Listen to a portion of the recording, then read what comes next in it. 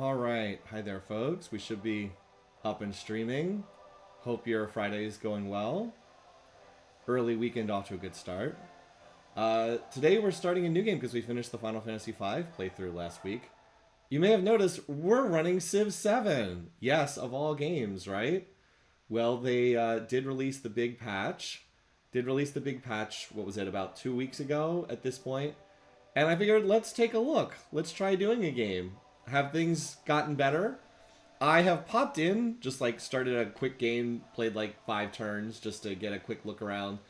A lot of changes in this patch. The biggest thing is they removed the legacy scoring paths, which were one of the biggest problems with the previous version of Civ 7. This was basically in order to win the game, there were the 4 different routes, right? You had science, economic, military, and culture. And you had to do the same things in every game, right? So, like, in the ancient era, it was always build X number of wonders. And then in the exploration age, it was always fiddle with these treasure fleet resources. And you had to do the same thing in every single game. The goals never changed. The AI sucked at trying to achieve them. So they did away with that, and they replaced it with a different system. They have also done something that really should have been in the game from the first place, which is that now you can play any Civ in any era. You're no longer stuck to only using ancient Civs in the ancient era and modern Civs in the modern era, so that's a great change as well. And it's one of the things we're going to be exploring here in this game. So I looked around at what might be fun to do, and we're basically going to do a playthrough that involves mountain tiles.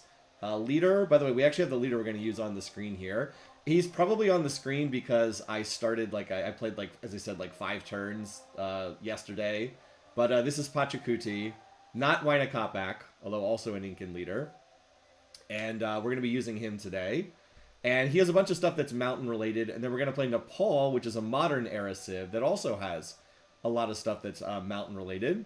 Now, Burninator asked the question, what about the Civ 7 check? I checked before starting. Civ 7 had 25 viewers on Twitch before I started. This is, if you're new to this, before we start the Civ 4 stream. We've been doing a game where we check to see how many people are watching Civ 7. When this patch released 2 weeks ago, it shot up to like 1,000. It was like 1,300 viewers. But I was like, I don't think this is that Civ 7 is really popular. What happened was there were like 2 or 3 big name streamers that ran Civ 7. But they were not people who typically play Civilization. They either popped in just to take a look, or if you want to be conspiracy theory about it, maybe someone at Firaxis or 2K gave these people a little nudge to get them to play the game when their new patch came out. I don't know. The only reason I bring that up is we know that people were paid to play Civ 7 when it released and give positive feedback to it. There were definitely people who were like, yeah, of course I got paid to promote this. Why? Influencers never seem to care about that stuff. But anyway. So anyway, some people popped in who do not normally stream Civ 7 or any Civilization game, and they got the numbers to pop up, but now it looks like that's gone. So there were only 20. There were 25 people watching Civ 7, and there were 400 people watching Civ 6, which, again, yeah. So has this patch really changed the trajectory of Civ 7? I mean, the game does look like it's better. I want to be clear. You're right. Burninator said people had no idea how to play Civ games got sponsored. Exactly. It looks like there was some incentive for people who don't normally play Civ to just play to try and promote it. But, I mean, you can do that, but it's unlikely to change the trajectory of a game that's not genuinely popular. Okay, let's get into this. So, Pachacuti, the Incan leader, or I guess not really Incan leader, because Civs and leaders don't really connect to each other in any way in Civ 7. Let's look at what he actually does. All buildings receive a food adjacency from mountain. So basically, this is the mountain guy. Anyway, hi, Link Mario Samus. Thanks for popping in. Everybody's doing well. Sydney was up last night. For some reason, he woke up at 4 a.m., wanted to go outside, and then took like a half hour to go back to sleep. So that was fun. I got to spend a half hour with him at 4 a.m. Otherwise, doing fine. All right, let's look at Pachacuti again. As I said, this guy's basically the mountain guy. All buildings receive food adjacency. That means if you put buildings next to mountains, they get extra food. Food is not really that great in Civ 7, but better than nothing. Less maintenance costs on specialists adjacent to mountains. So again, if you put buildings next to mountains and then put specialists there, you don't have to pay the happiness cost. But you do have a higher, you have a higher happiness cost on specialists not next to mountains. So basically, you just want to put everything next to mountains with these guys. And then this one's actually pretty interesting. Cities gain a bonus to production equal to 10% of that city's food. Now, this does not apply to towns, but this does give us an incentive to set up, like, a handful of strong cities and then have some towns just, like, supply them with food. Because if, you know, if they're importing, it's actually not unusual that you can import, like, 40, 50 food from a town. I mean, that translates into production. That's kind of nice. Because production is basically king in Civ 7. And then this unlocks other civs, but anyway. We'll get to that. I am planning on playing through these guys for the whole game. Now, it wants you to play with the Inca, but we are not going to be playing with the Inca. You can see civilization ability can work mountain terrain. Basically, Inca is a civ that can work the mountains, but there's another civ that can also work the mountains. If we scroll all the way down here, we can pick Nepal, who is my intended civ for this game. Where is Nepal? They're a modern... Wait, where is Nepal? Are they a suggested civ up here at the top? Okay, they're a suggested civ. Alright, let's look at what these guys have. Now, these guys are a modern era civ. They were added in one of the patches. They were not in the game when it released. Part of the huge problem with Civ 7 was you'd have these modern age civs that looked kind of interesting, but they were basically irrelevant because the modern age was so short. Like a lot of these games, I finished the modern age in like 20 turns. So whatever the abilities of the modern age civ were, like, it didn't matter because you never really got to play them. Alright, so their ability is they can work mountain terrain. Normally, mountains are like peaks in Civ 4. Normally, they're just dead tiles, but they are not here. Obviously, this has a lot of synergy with playing as Pachacuti. This is the really interesting one. All the warehouse buildings apply to the mountain terrain. They do cost extra gold and happiness maintenance. So, warehouse buildings are your granary, your brickyard, blah, blah, blah, blah, blah. These provide bonuses to other tiles. So, like, if you have a farm, farms normally provide +1 food. You add a granary, now you add a +1 food, so now the farm is worth +2 food, and that applies to all the farms at the city. All warehouse buildings apply to mountain terrain. All of them. They all apply. And warehouse buildings are one of the few buildings that are actually ageless in Civ 7, which means they don't lose their yields as you change the eras. So basically, we can get some really, really strong mountain terrain tiles. We just keep adding warehouse buildings over the course of the game. And we're going to be able to get ridiculous yields on the mountain tiles, which again also provide all these bonuses to any buildings we put next to them. So it should be fun. We're just going to do like silly stuff with mountains in this game, and it's going to be fun. Alrighty. Anyway, so this is, there's a unique tile improvement that Nepal gets that you can put on mountains that makes them even stronger. But we can't access till the modern age, so we'll just skip that for right now. Again, they also get Gurkhas and Sherpas. Again, they don't pop up till the modern age, so that's useless here. But we do get some traditions that we'll get to use right away. We can add, if we want to run this, we can get, this is basically a social policy from Civ 6. Have the option to run this. Extra culture on mountain terrain. +2 in the capital, +1 in other settlements. That sounds good. +1 culture on warehouse buildings, +1 influence on mountains. So eventually, if we run these, we can be getting all kinds of crazy production and food, and we can get influence on mountain tiles. Seems pretty wild. All that stuff should be fun. And then this unlocks other stuff. So this is what we're going to be doing. Let's get into the advanced options menu, which is over here. All right, advanced things. So we're mostly going to be doing standard settings, standard speed, standard age length. Now, this is actually a mod that I have. I'm going to run this. I hate the settlement limit in this game. It's so annoying. I have tried playing this game without... this is actually a mod, so all it does is it adjusts the settlement limit. You can actually set it so you can like basically eliminate it entirely. I'm going to set it to double, and this means just everyone will get to place more cities. Now, does this advantage the player? Yes, because the AI sucks at expanding in this game. So the ability to put down more settlements does favor the player, but it makes the game more fun. So we're just going to use this overall.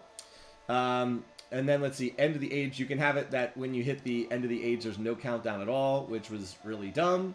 That was the way the game was when it released. We'll keep it at the standard 10 turns. You can keep, this is what happens at the end of the age. Regroup means there's a hard reset. That was the only option when the game came out. They added this continuity, which means that you don't lose your units and alliances. Again, this is the better option. It actually does make the game easier because you're no longer losing a ton of stuff when the era ends, but I think it's much better. This is, you get a mixture of friendly and hostile independent powers. That seems fine. Bypass civilization unlocks enabled. We're not planning on changing our Civ, but we'll just leave it on that, I guess, for the AI. Triumph. This is what's new. We'll look at the triumphs as this goes on, but these are the things that have replaced the legacy scoring goals. We'll go with default. Based on the original, no, God, no. Trailblazer, this is their all races, and then this is militaristic ones. This is for exploring. You can also turn them all off. We'll just go with default here. This is the new option. I don't know much about it. I could run this on deity, but let's just run it on immortal. I'd rather have this be a chill game. I don't want to stress. I'm pretty confident I can beat the AI on deity. I've never actually lost to the AI on any difficulty in Civ 7 because the AI is pretty bad in this game. But let's just run a more chill game. On deity, it's just the AI spams so many units, it gets really annoying. You can also, by the way, it is kind of nice that you can adjust individual things by difficulty, but we'll just do immortal for everything. Anyway, welcome those of you just getting here. Hope your weekend's off to a good start here. So map type. The default maps were awful. We're going to use one of the newer ones, Fractal Continents, which is a more interesting map type. You get a much better mix, as it says, continents, islands, and distant lands. Small map. I don't like doing the huge maps, because the bigger you make the map, the longer it takes, and there's more stuff like that. Well, I did have a question. Have I ever won on deity in Civ 4? I've never officially won on deity in Civ 4. I'm confident that if I tried, I could do it. I would probably have to try a bunch of times. Maybe we'll attempt that at some point on stream. It's very stressful. And a lot of winning on deity has to do with leveraging very narrow parts of the gameplay that are less balanced than others. Typically, what people will do is they like to rush with catapults and elephants, ideally against someone who doesn't have ivory in Civ 4, and then using rifles and calves to run over people. You almost have to play militarily on deity. You just can't outbuild the AI. And the later in the game you get on deity in Civ 4, the more that hidden cost factor comes into play. Basically what that means is the later the game gets, the cheaper everything gets for the AI in Civ 4, so you kind of have to run over them relatively early. Anyway, so maybe someday, but I have not actually won on deity before. I've won on immortal a number of times. Anyway, disaster settings. I wish you could turn off the disasters. The game does not let you turn off the disasters. I don't understand this. We will make them as light as possible. The crises, these are the various annoying things that happen at the end of an era. We are turning all of them off because the crisis thing sucks. It's like, hey, the plague has hit your cities, and your population is just going to die, and you can't really do much about it. Like, what is fun about that? I don't get it. Or, now your city's going to revolt. It will always happen, and there's nothing you can do about it. Like, what is fun about this? Some people might enjoy that, but I certainly don't. I understand in real life sometimes, like, you're going to have COVID-19, and, like, that's real life, and you can't control it, but I'm playing a video game here. I want to have entertainment. I don't need to have stuff thrown at me that I can't understand, and that I can't control. Anyway, here. Henrik gets deity wins without... Oh, Henrik's really good. Henrik has done, like, what, 100 deity games on stream? He knows what he's doing. It's not impossible. It's just very, very hard. It's not impossible. Very, very difficult. All right, so this is the new thing about whether you are going to have civs that are from outside their era. This is randomized civs can be selected from outside the starting age. That sounds great. I'm fine with that. And then this is historical. Randomized leader will be selected from a smaller pool if possible. Historical civs may be avoided. We'll turn this on. What this basically means is if we roll England as a civ, it's going to try to pick Ada Lovelace as the leader. That sounds good. I'm actually a little tired of the incredibly schizophrenic pairings that Civ 7 used to do. That sounds great. And let's leave this on mirrored. If we keep our civ, they'll keep their civ. Let's have everyone just keep their civs. That sounds so much better. So a lot of these settings have definitely improved the game overall. Anyway, let's go ahead and get started then. So I think we got all the settings we want. And, oh wait, let me go back here. I want to take a couple screenshots because I'm going to have to write this up later. And Nepal, where's Nepal on here? There we go.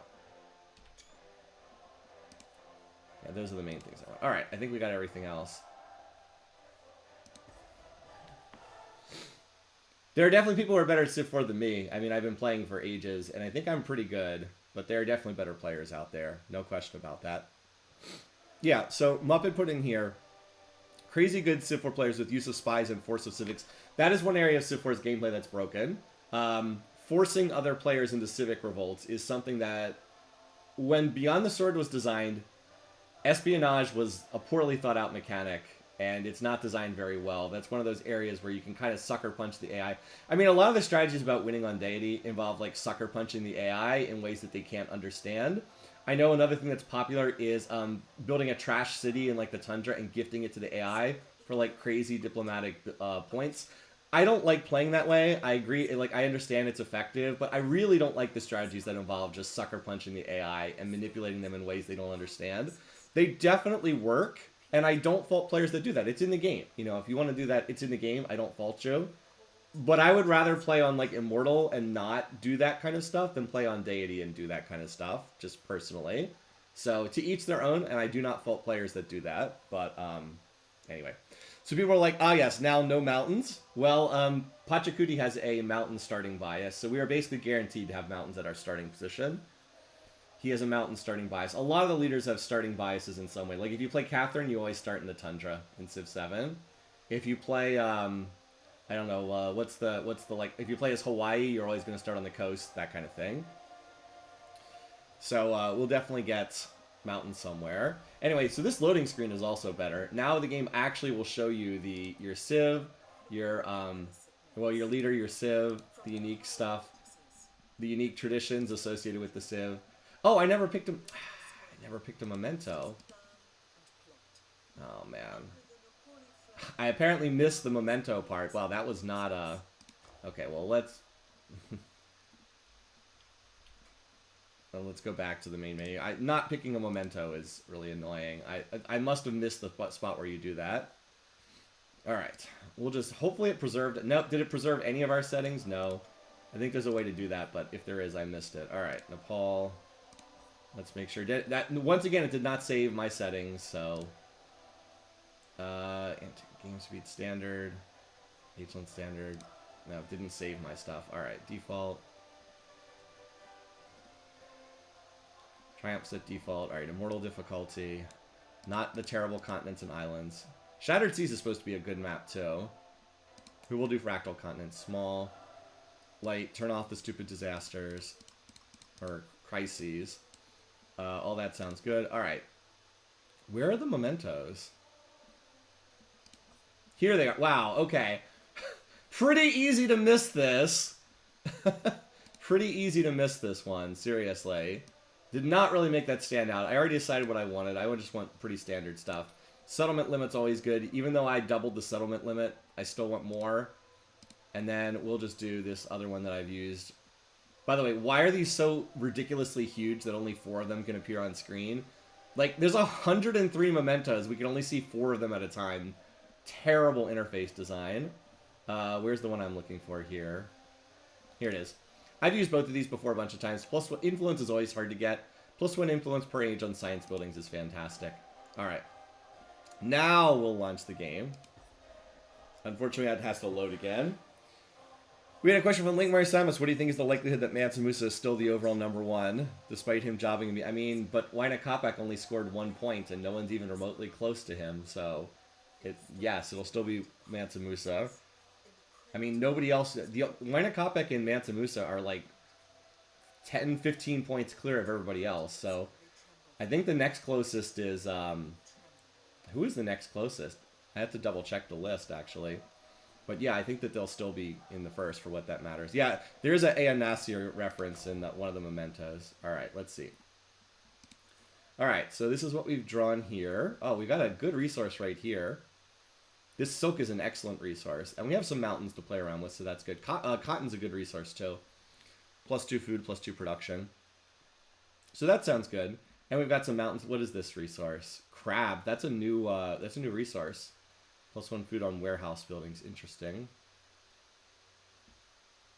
Oh, and it looks like we might have some coast over here, which is good, because we could put a harbor over here. I'm down to just found on this starting town. Marble lets you produce wonders faster.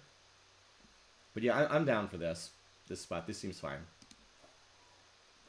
What would you guys like to name our capital, by the way? An unmut player has completed the triumph. Improve at least 1 tile from that. Okay, so someone has a natural wonder over here. I'll let... Justinian was apparently 3rd. Yeah, well, I mean, if Justinian scores a ton of points, you could get close to them. Ah, Boat Murdered. That's the Dwarf Fortress reference. We'll do Mountain Home. I like that. By the way, remember, when the game released, you actually could not rename cities, which again is incredible. But the game was just released when it was nowhere close to being done. That works for me. All right, start with the scout. Let me screenshot this. Alrighty, so let's take a quick look at the news, some of the new stuff that they added. They did rework the resource screen, but it's pretty much the same. They actually have like it. I think they have it so you can actually like sort the resources now. Trade routes. They made trade routes a little bit more easy to understand in here. Great works. Great works are kind of stupid. Where's the triumph? Here, no, this is here we go. Here's the new thing. Okay, so they've done away with the legacy scoring. They now have triumphs instead. So we can work towards some of these. So like, remember, if you had the, If you had the old legacy scoring, one of the goals was build 7 wonders in the ancient era. If you get this, you can earn a dedication, +2 culture, and +2 production on wonders. I actually don't think that's very good. So it says, complete major triumphs to unlock dedications. At the start of the next age, you can choose up to 3 dedications to boost your empire. So at the start of the next age, you can pick up to 3 of these to go on to the next era. So like this one's not bad. You get an extra tradition slot, +2 cultures. Like this gives you an extra policy slot, which is not bad at all. But like this one, +2 influence and happiness on the palace for every city-state. That's not really that good. But we'll look at some of these and see. Extra happiness for alliances. This one's actually great, by the way. +1 resource capacity in all settlements is very powerful. And if you want to, you can track this, and then I'll keep track of them on the side of the screen. So, like, this is definitely better than the old system, because this is all optional, right? Oops, I'm sorry, I was still looking at those. This is way better than the old system, and this represents the biggest improvement in this patch that they did. This one kind of sucks. 5% towards producing buildings. I mean, okay, 5%? Okay. Let's see. Towns gain an additional 2 population for their first growth event. Okay. The problem with this one is that sounds great, but towns and cities grow very, very quickly when you first found them. So jumping from size 1 to size 3 doesn't really do anything, because by the time you get to like size 8, it's going to be a drop in the bucket. This one, though, is nice once you have a lot of specialists. Less cost on specialist is nice. I wonder if this one synergizes with our mountain thingamajig. Like how we get bonuses on warehouse structures. I wonder if this synergizes with that. We might have to test that out later on. Obviously, this one is great. Conquer and hold 6 settlements, but I don't know that we're going to conquer 6 settlements in this era. +2 settlement limit. And this is the old... this one was in the game before the patch too. Anything that adds settlement limit is great, but I don't know that we're going to conquer 6 settlements. That's a lot. Suffer -5 war weariness in a single war. That one's not bad if you're fighting. Have a level 8 commander. Okay. But, like, using one of these dedications on one army commander is not that great. This one unlocks astronomy at the start of the 2nd era, which is nice because it gives you an advantage on exploring the map. +1. Bliss is also very nice, too. +1 specialist limit in all cities. Very, very good. 5 non-city center districts with 30+ yield. Again, that's similar to what was in the exploration era. Display codices... extra great works, blah, blah, blah. Then they also have these minor triumphs. These ones just give you a benefit right away. These are pretty cool. This one's really nice. Get an extra tradition slot. That's an extra policy slot. I don't know about having 50 excess happiness in a settlement, though. We'll see. +1. So, like, this is great. Study every civic and mastery. +1 population every town. Who knows if we'll get that. First to philosophy. This is the liberalism from Civ4. Or more accurately... First to research philosophy. In Civ3, the first to research philosophy tech got a free technology. +1 happiness on culture buildings. That's nice, too. Unfortunately, the minor ones end at the end of the era. And again, the single biggest issue with Civ7 right now, the eras are still there. If they just did away with the eras, the game would be so much better. So much better. It would actually be a legitimately good game if they just didn't have the eras. If it was just no eras. Unfortunately, that is the single biggest feature of the game. So I don't think they can ever move away from it. But, anyway. So, like, if we purchase 10,000 worth of gold, then we'll get a fruit tumor. I don't think that's going to happen. This one's nice, though. Reveal 33% of the map. I actually will track this, because we'll be doing our best to explore the map. We can probably get this one. Improve at least 1 tile from all natural wonders in the home. Okay, well, apparently there's only 1 natural wonder in our homelands. First to research math. I doubt that we're going to get that. First to research all technology is probably not going to get that. Be at war with everybody. No, first to conquer a capital. Anyway. Okay. Did they ever explain? Yeah, they did. The idea was they basically wanted to stop snowballing. Was the logic behind the game? They like said that we don't want snowballing to occur. Now this was very, very stupid, but that was the logic that they had. They didn't want there to be snowballing. Again, very dumb. All right, you always start by researching agriculture in this game. So now we need to choose our next tech. So let's see. This is a plantation goes here. So the question here is like, what tiles are we going to be improving first? We're going to do plantation. This one, we don't really want to improve a fishing boat because this doesn't give production. This tile we can improve, but we really do need to get production tiles. So we're going to work our way over to this. Okay, so we're going to do 2 plantations. Plantation here, and then this takes farm, okay, and then this takes woodcutter. All right. So what is the one that gives the plantation benefit? Unfortunately, plantation, I don't think we get a benefit until we get deeper into the tree. So the brickyard is clay pits, mines, and quarries, and this is camps and woodcutters. So we take this one first. Because we're going to be improving a woodcutter, and it's also just if you have just no preference, it's better to take this because slingers are a good unit to have if you need to fight anybody. This gives +1 production on fishing boats, but we don't even have a tile that can take a harbor yet. By the way, note that it does say the cost in beakers on the text. Finally, I don't know if it tells you how many beakers you've invested though. Where is the thing that improves plantation tiles? I'm trying to remember which. There is a building that improves plantations, but I can't remember where it is on here. Anyway, we'll find it eventually.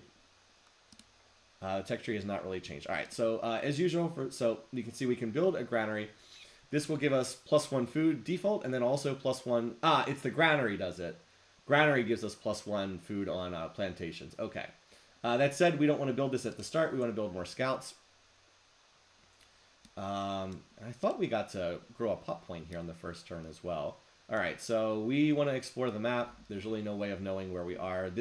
We can move a little bit further to the northeast, so we'll head in that direction here, and we'll use our search so we can see. Oh wow, there's a hut over there.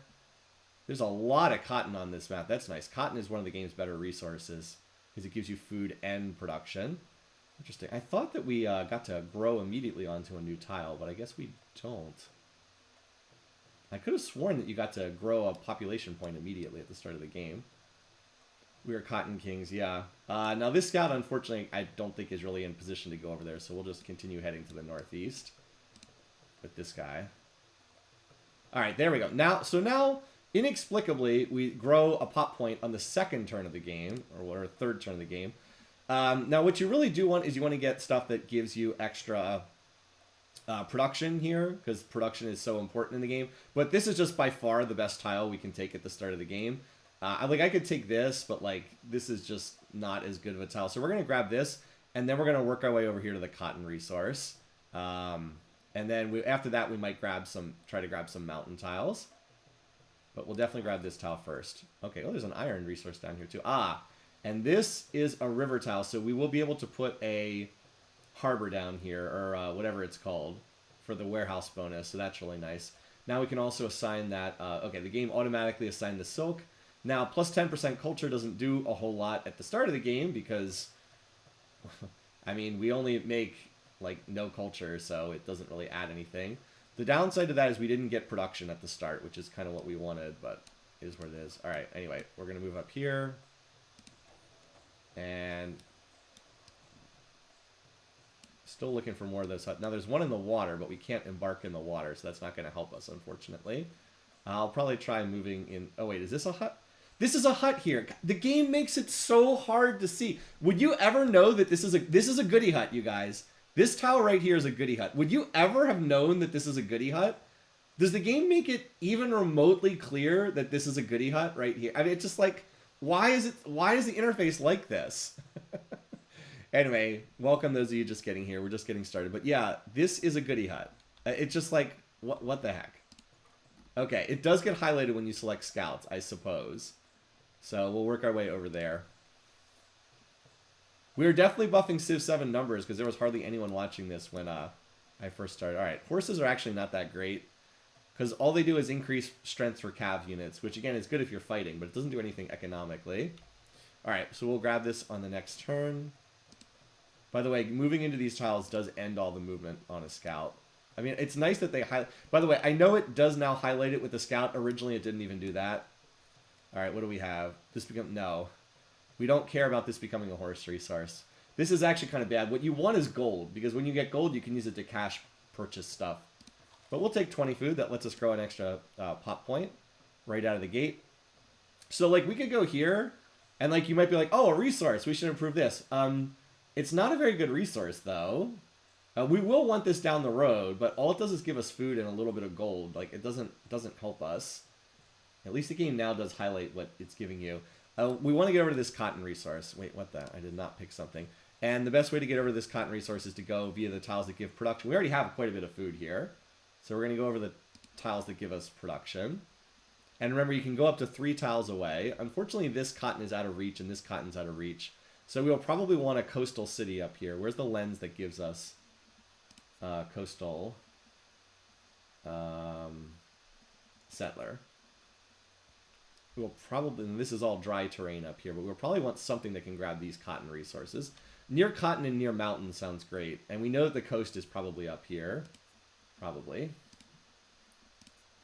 Anyway. Is that a chicken resource? I don't think there's a chicken resource on here. Maybe I'm wrong. Yeah, horses are actually not that great. All right, so we'll probably move here and then scout the immediate area on the next turn.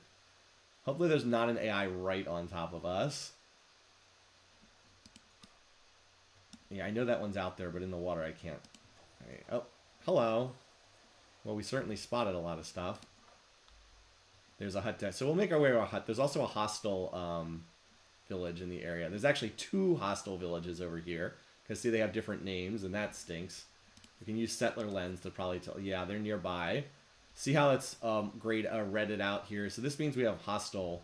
Wait, there's another one up... Wait, we have 3 hostile villages in the area. This is ridiculous. That's terrible luck, by the way. 3 hostile villages all on top of us. That actually is going to make things a lot harder. Somewhere in the boat. We'll try to at least get this hut down here. This new scout that's going to pop out is we'll go over in this direction. Yeah, the hut tile floating in the sea of dark hexes does look weird. Hopefully they don't have hostile units yet. Scouts don't attack, so we don't have to worry about that. All right, so we built 2 scouts. Now we go right on to another scout. You want at least 3 scouts. Sometimes I do 4 scouts. You really need them because the stuff you can pull off the map is just so strong. Now, if we were pulling huts and getting gold, I could try to purchase a granary, which I would very much like to do. But that is not an option. I would be happy to put the granary... the granary should go here, because then we'd get the food... We get an adjacency bonus from the 2 mountain tiles. Yep, hostile villages replace barbarians. Yes, this is the game... The hostile villages are essentially the game's barbarian units. Great. Okay.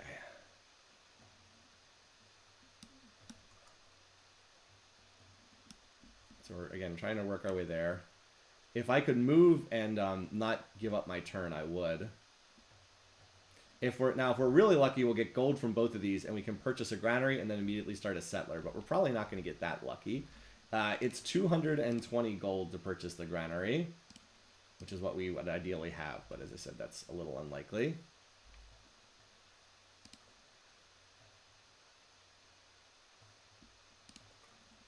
Alright, yeah, unfortunately it'll take 2 turns and there's no way to speed that up.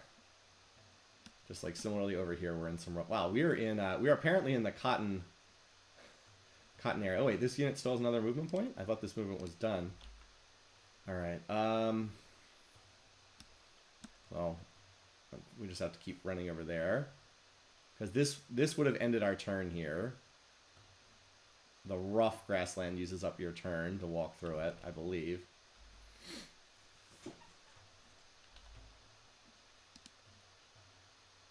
Oh, we found Ashoka.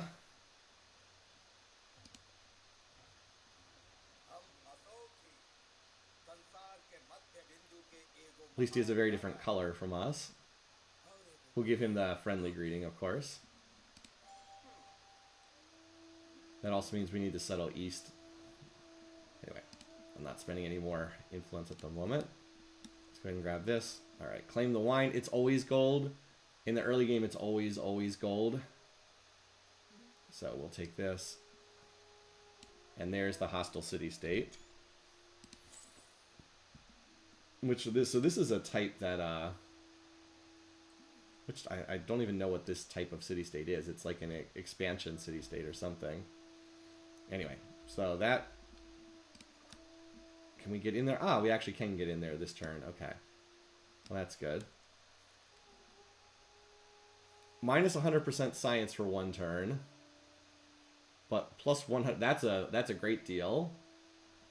Or we can have plus 30 culture. That's a great deal. I mean, what is one turn of science at this stage of the game? Basically nothing. This means that we'll... so let's see. This will immediately trigger a celebration, and we'll get the ability to do another policy here. Plus, we'll be able... Yeah, that's definitely... This is well worth it. I would prefer gold, but this is still good. Like I said, losing culture for one turn is like nothing. All right, so now we'll get to trigger a celebration. Very, very soon. And that'll let us pick a government and whatnot. So we make no research progress this turn.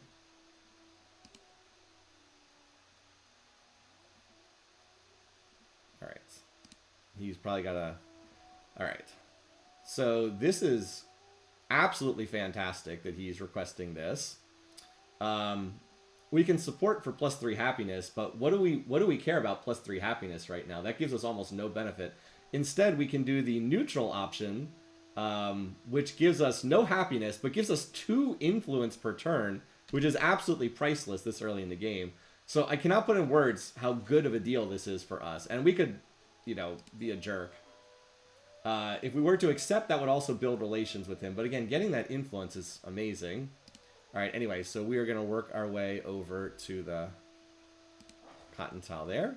So now the question is, do we want to try building... Do we want to build the granary? Or do we want to build yet another scout? I say another scout.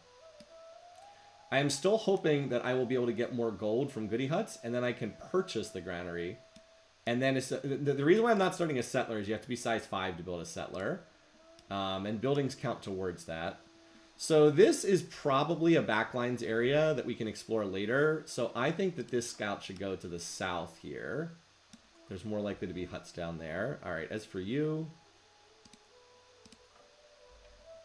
let's have you cross the river. All right, you, of course, are just going to get the heck out of here and then reveal to see. All right, yeah, unsurprisingly, there's not much over here because Ashoka's probably already claimed any huts that are over. Oh, no. Oh, that's the one that's in the water, right? Yeah. Still, we want to at least explore over here and see. This guy can come and explore this area here. Alrighty. 4 scouts to start. Oh, there's a non-enemies village over here somewhere. Over here somewhere there's another. Boy, this area is pretty crowded already. But we'll put our first settlers somewhere over here.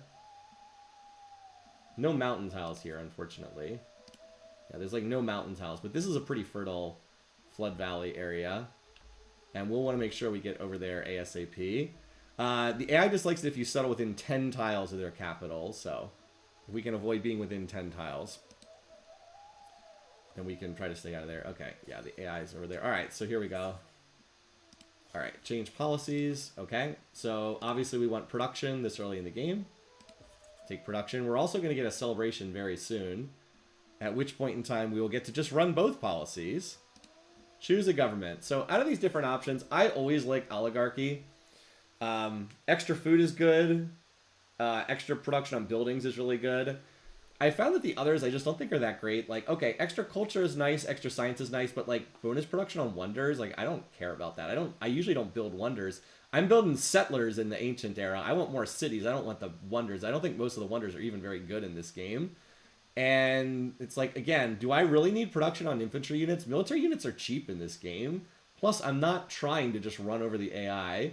Granted, if you were trying to just attack, then that would be good. But, like, let's take this one. I almost always take oligarchy as my option. All right, so now we get to open this up. I don't think that I need the brickyard because I'm not going to be building clay pits, mines, or quarries in the immediate future. So let's do sailing.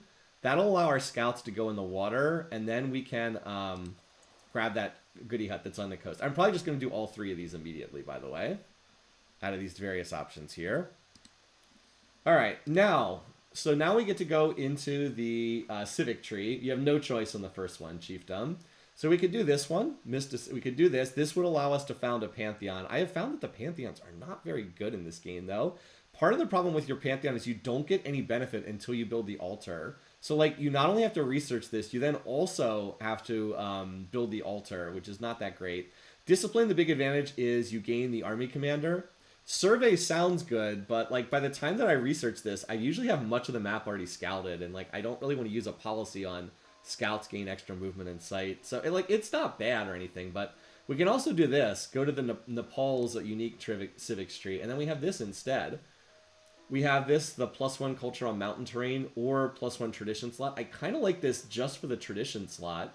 It'll give us another policy slot. Now, granted, we don't have a lot of mountains in our terrain just yet, but we'll be getting some of them. And then it also allows us to either do this. Now, this I don't think we really need that much. This one I don't think we care about. But it also has this, syncretism. Select an associated Civ's units or infrastructure or affirm your own traditions. So we can actually do this if we want to. We could either affirm Nepal, we get a stronger version of what we had before, or we can grab a unique unit or a unique building from somebody else. I think we just go and get somebody else's unique building. Like the Maria, I really like their unique quarter. It gives you a lot of happiness. I like this one a lot because I always want extra happiness. Plus 10% happiness forever in the settlement's really good. You can also get Maya's units, or you can get Maya's infrastructure. This was, Maya was really overpowered when the game came out, but they've nerfed Maya pretty heavily. This is still nice, though. Every time you research a technology, settlement gains production equal to 5% of its cost. I believe this was originally 10% before they nerfed it. And, like, we can get this Mississippian archer is actually really good, too, but only if you're fighting.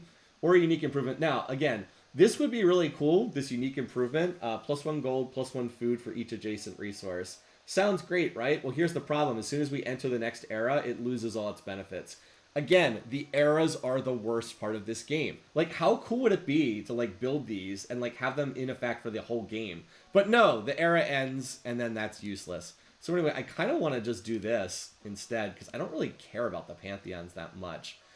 Priesthood, I mean, we will go back here eventually, but I just don't care about the Pantheons all that much in this game. Alrighty, we did not find anything all that interesting up there. So let's just keep pushing in this direction for right now. Alright, I want to try and use Settler Vision.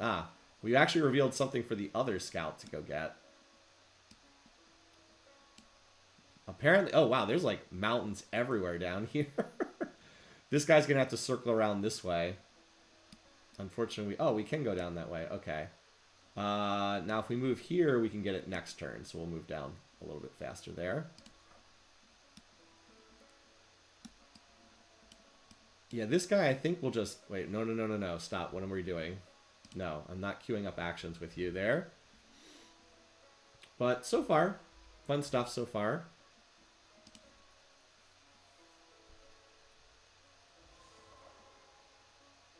See, we got him up to friendly. What's his agenda, by the way? Likes to sit with the highest happiness. That's good. AI's a lot less... Oh, and we picked the same government as him as well. That's nice. Now, there's no way to know what government the AI is going to pick, but we just got lucky there on 1 in 3 odds, basically. All right. Yay, money. Excellent. There we go. All right, 210. Now this is going to work out perfectly. In 2 turns, we purchased the granary. It is nice that they added this, by the way. The little 2 next to this indicates that there's 2 tiles that'll benefit from the warehouse bonus. So in 2 turns, we purchase the granary, and that takes us to size 5. And then we start the settler, because we need to get over to this river valley. Good stuff there. All right. Let's have you go here, and then reveal. Okay, not that much over there. Salt. Well, Let's have you scoot down here. This is... Apparently we're down by the South Pole, by the way. This is the southern edge of the map. But there might be room to put a city down over here somewhere, right? Yeah, there's room to squeeze a city in here, which we'll definitely do. With this many mountain tiles, it's absolutely worthwhile to put a city down somewhere over here. I'm also trying to save up influence. I would like to try to ally with this city, this village. If I can ally them, they'll stop attacking me. Now, it'll take 30 turns for that to happen, but better than nothing. And I also want to find out what city-state is over here. It's Tiwanaku. Wait a minute. Aren't we the Incans in this game? Yeah, the salt is a good resource, too. If you're training units, you just have this go towards whatever city's training units.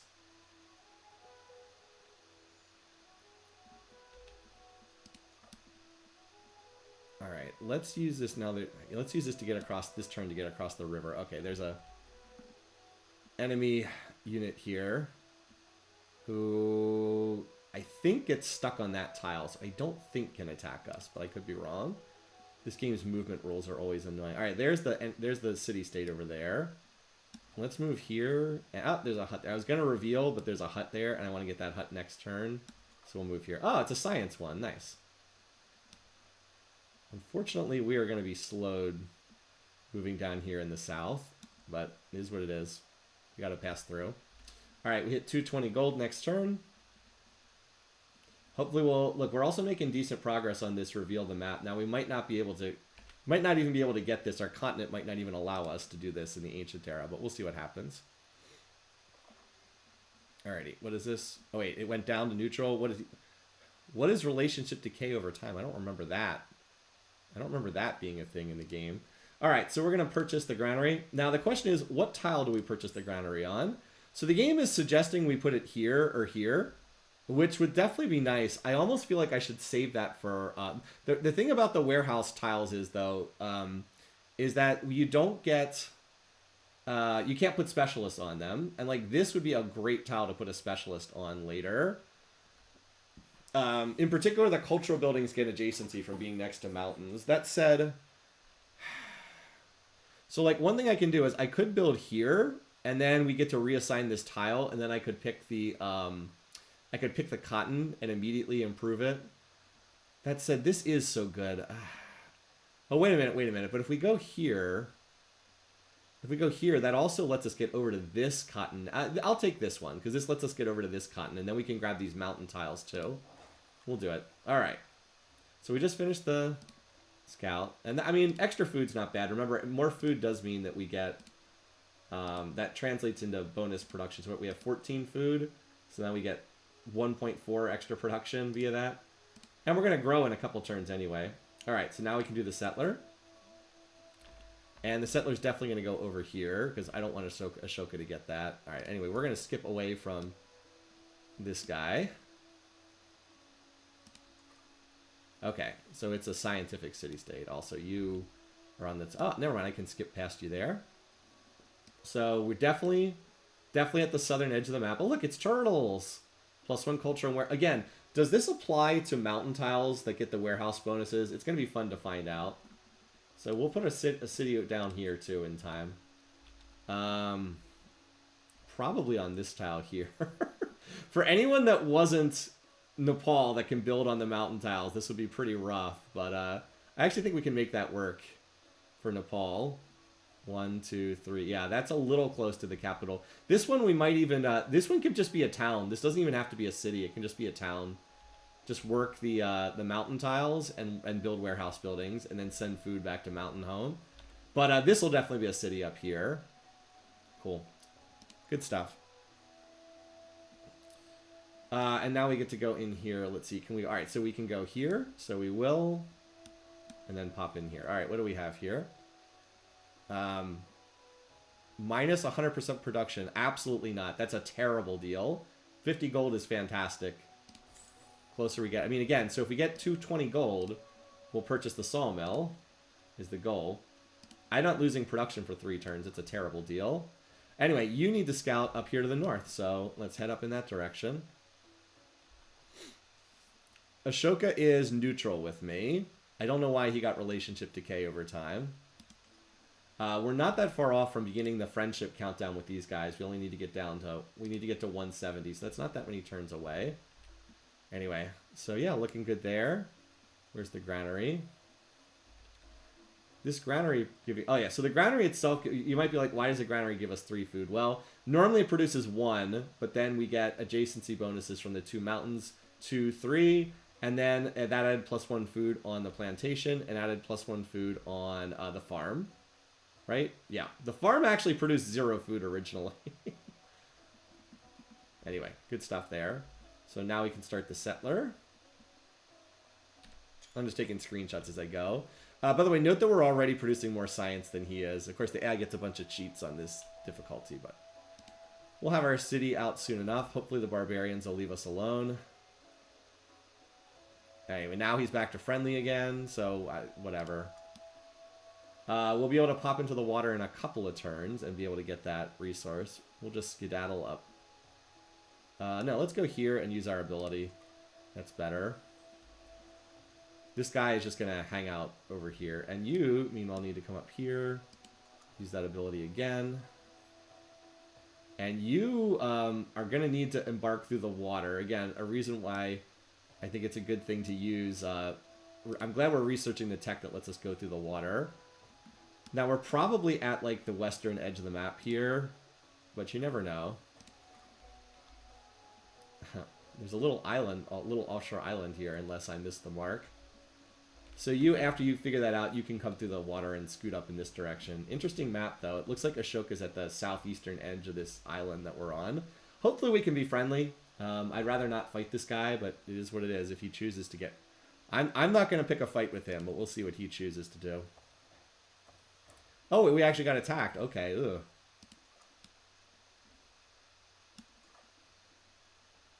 We're just going to stay away from him. I think he can reach us, but I don't think he kills us. So, unfortunately, we can't get through that way, so we're going to have to go around this way.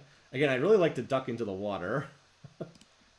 And it looks like Ashoka can embark on the water tiles. No, we can't. We just got to chill here for the moment. Have you pop over here. Celebration. All right, we can take extra food or production on buildings. Well, we're not going to be doing any buildings right now, so we'll take the food. And now we can run both policies, so we will. Extra culture is nice. It'll help us research this a little bit faster. So, note one thing that I hate. It now does finally tell you how much the civics cost, but it doesn't tell us how much progress we've made. So, like, clearly we've done about 30%, 35%. Like, you would think that the game would say, like, 80 out of 195. No, it doesn't tell you that. I used to run a mod that would actually tell you how much they cost and how many beakers or culture you've invested. But unfortunately, that mod is apparently obsoleted with all the patch changes. I'm trying to run it, but yeah, unfortunately. Yeah, anyway. Let's hope that our scout does not get killed by this thing. Are you kidding me? Are you kidding me? Ashoka just blocked my escape route. Are you kidding me? His scout just blocked my escape route. You piece of... Oh my god. He just stopped me from getting out of here.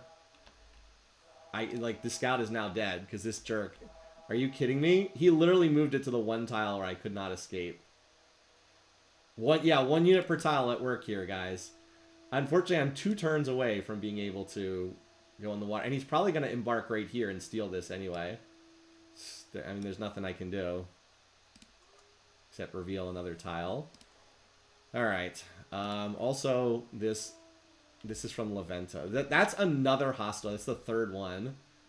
I might have to train some actual military to deal with these things. Anyway, we don't want this guy to attack us. So, shoot. That's annoying. I want to slip by. I want to see what's up there in the north. And we can go here for right now. He can't get up there. I mean, you're just chilling for this turn. Or skip turn. That kind of stinks. I mean, it happens, obviously. What's that? Okay. So apparently there's something over there, but we can't cross the water. We can't cross ocean tiles, unfortunately. So that's annoying. We're going to lose this unit here. And there's just nothing I could do. Just unfortunate movement.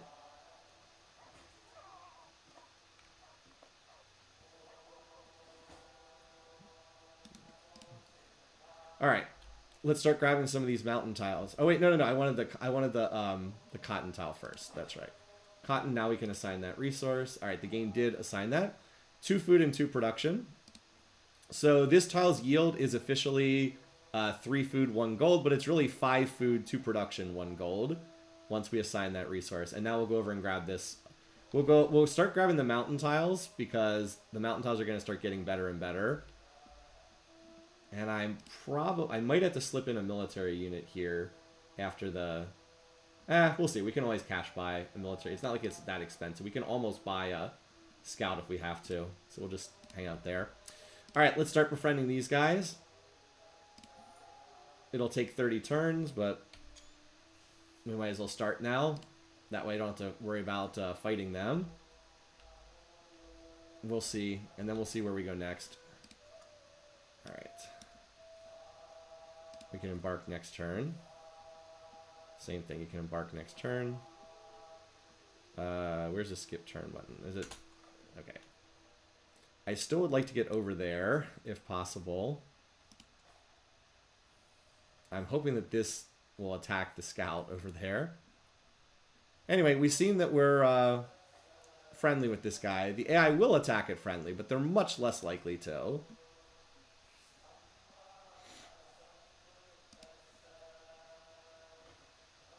Alright. I am going to try to get over to that hut.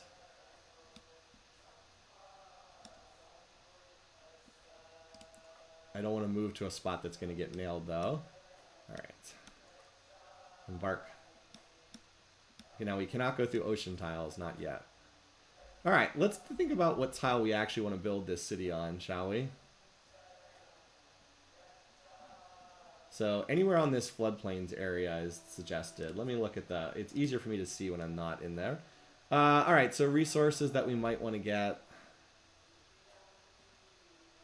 Let's see, gold is extra happiness in all settlements. That's not bad. Marble is not that great. This is okay, but not amazing. I mean, none of these resources are that amazing. We might want to build it where we can get the cotton out of the start here. 1, 2, 3. Yeah, because this is out of the range of the capital. The capital can't use this tile here because you can only use ones up to 3. Now we could grab it with another city. 1, 2, 3.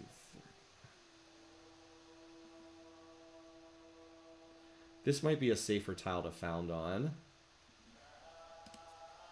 Maybe on this tile because it's a little bit safer to settle on. If we settled on this, let's see. We went here, 1, 2, 3. We went here, we would not be able to grab the salt. I actually don't care that much about the salt. 1, 2, 3. We could get the marble. 1, 2. This is probably the... No, but if we go here, we're outside the range of that the cotton, and the cotton's the more important tile. Let's go here. This is a relatively safe spot. I believe it's also more than 10 tiles. 1, 2, 3, 4, 5, 6, 7, 8, 9, 10. Yeah, we're outside the range. He won't get mad at a city there. If he's very slow at settling, maybe we could go get the camels, but I suspect he'll be enough to get that. Silver is... Wow, silver is really nice. I wish I could get that. Wool is pretty nice, too. +1 gold and food in all settlements. That's great. Let's target this tile here. We can also get there sooner. And then we'll go grab the cotton tile with that. So yeah, we can get there pretty fast. Wait, how can we move 3 tiles? What the heck? I don't understand. How can we move 3 tiles with this guy? Oh, settlers have 3 movement? What the heck? I thought they only had 2. Well, anyway. That works. Alright, now the question is, do we build a unit in here or not? We can do a unit in 2 turns, so probably. We can do a unit in 2 turns, so... Let's get a slinger. And then we'll do another settler. It's pretty cheap. I don't understand why silver would give you food either. That doesn't make a whole lot of sense. Let's do pottery. We want to be able to build brickyards. The 3 initial techs you usually grab it right away. Unless you're on like a landlocked start. A landlocked start, you can skip the sailing tech, but clearly here we did need it. All right, so he grabbed the extra bonus there, unfortunately. I'm very slowly creeping my way forward. I don't want that guy to get killed. What is this? This is a new resource. Cowrie, +4 gold in cities, +2 science in towns. That's a single one, not everywhere. Interesting. That was a resource that was not in the game previously. All right. 1, 2, 3. This tile here. We'll be able to found next turn. So guys, be thinking about what name we might want. Yeah, again, cotton is a very good early game resource, so it's a good one to have. And then this slinger can move out and shoot at annoying enemy units. So in 13 turns, they will stop attacking us here. We won't get attacked after that. It'll still then take another 15 turns.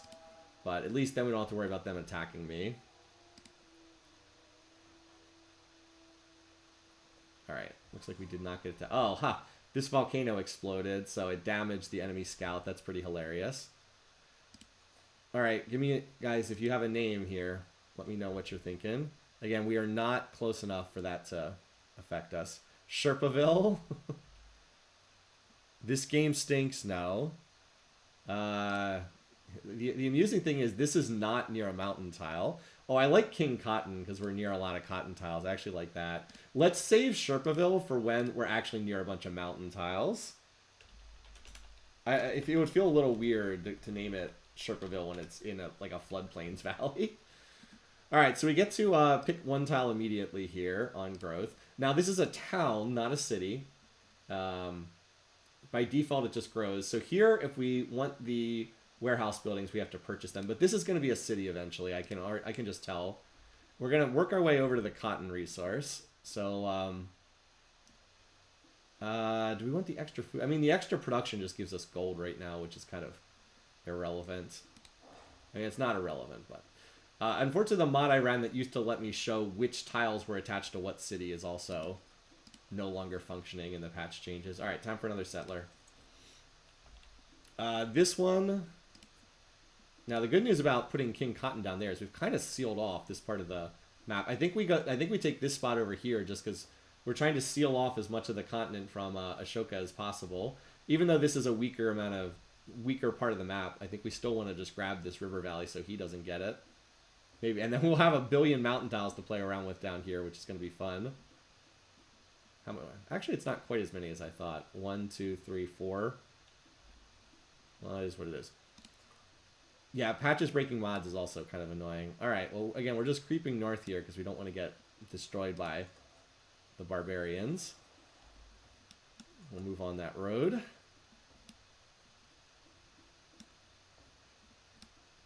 Okay. We're going to move here and then use our expansive ability. Oh, there's another hut. Nice. Okay, so we'll get that.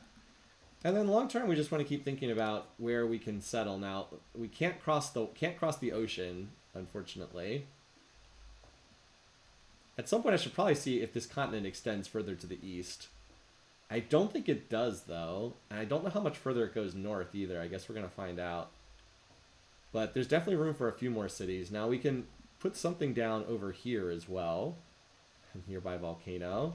We need to explore the north more to get a sense for where we might want to put something. So definitely one here. 1, 2, 3. Then if we put a city here, that kind of rules out over in this direction. But that's okay. And we'll probably get something here in this river valley over here. The game seems to like that spot there. Which, sure, why not? I'm sure it's okay. What's this? Improve one tile from natural. Okay. So apparently there's a natural wonder somewhere. Alright, that's what we wanted to avoid. Now, he can still attack us if we're on this tile. So let's move here. And then here.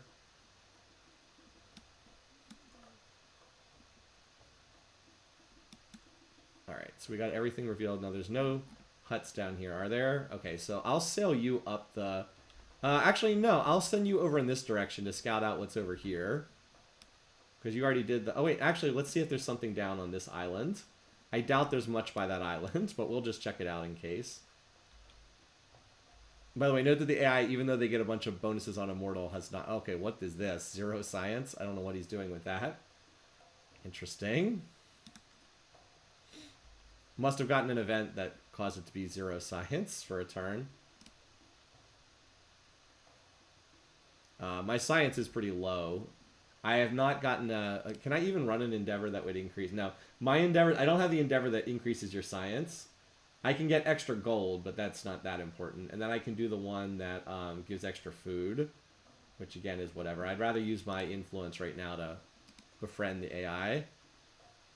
Alright, move here. What do we have here? 60 science for 50 gold. I don't think that's a good trade, personally. I don't... maybe later in the game, but right now, you can see I get 11 science per turn, but only 5 food per turn. That seems like a bad deal.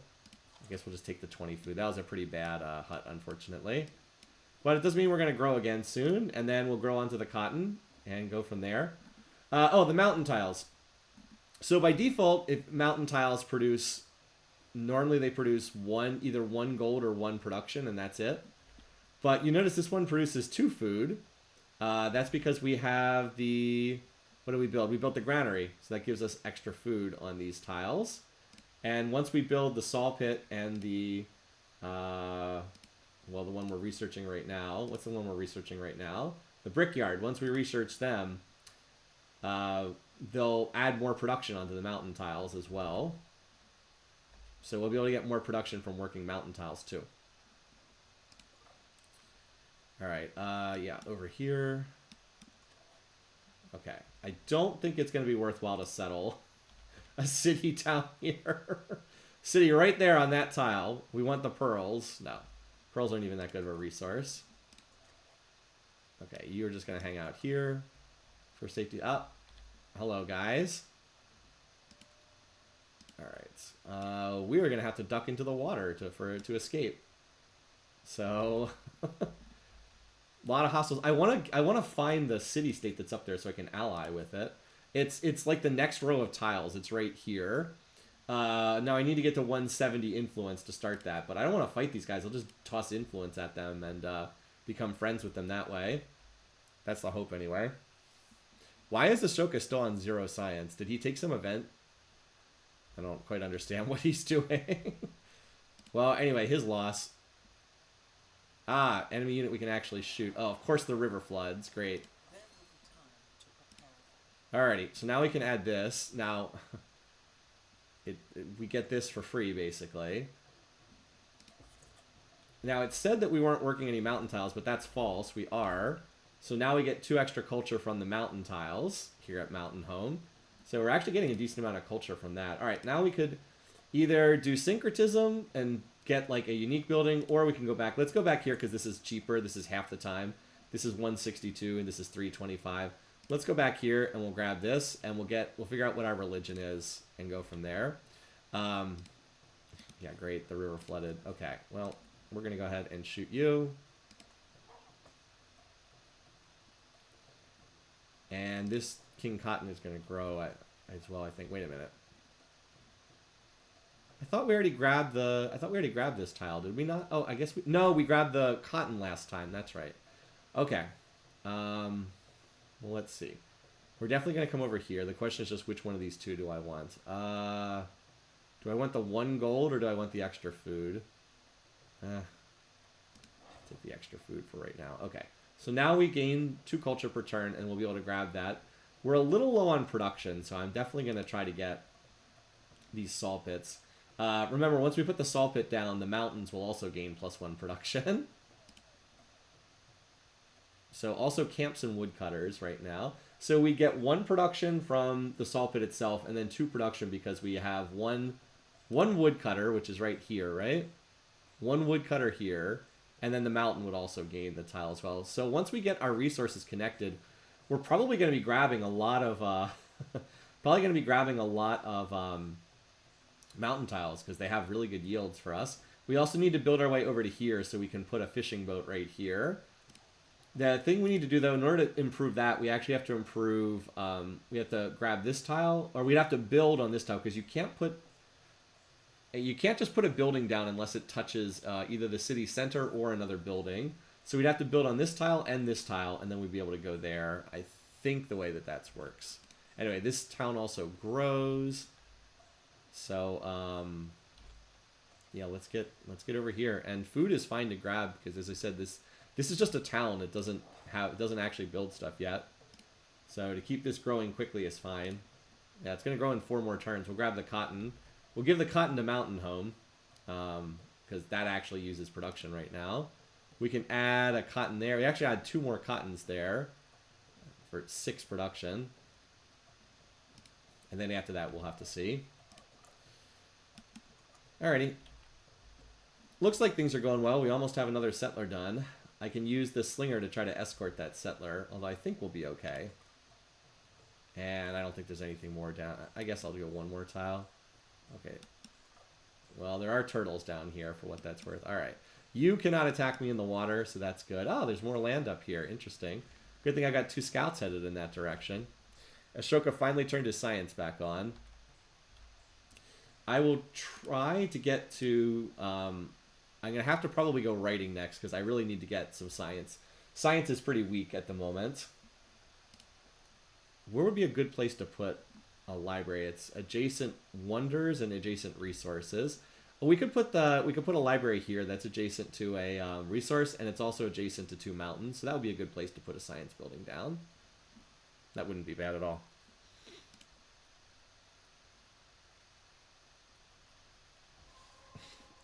Okay.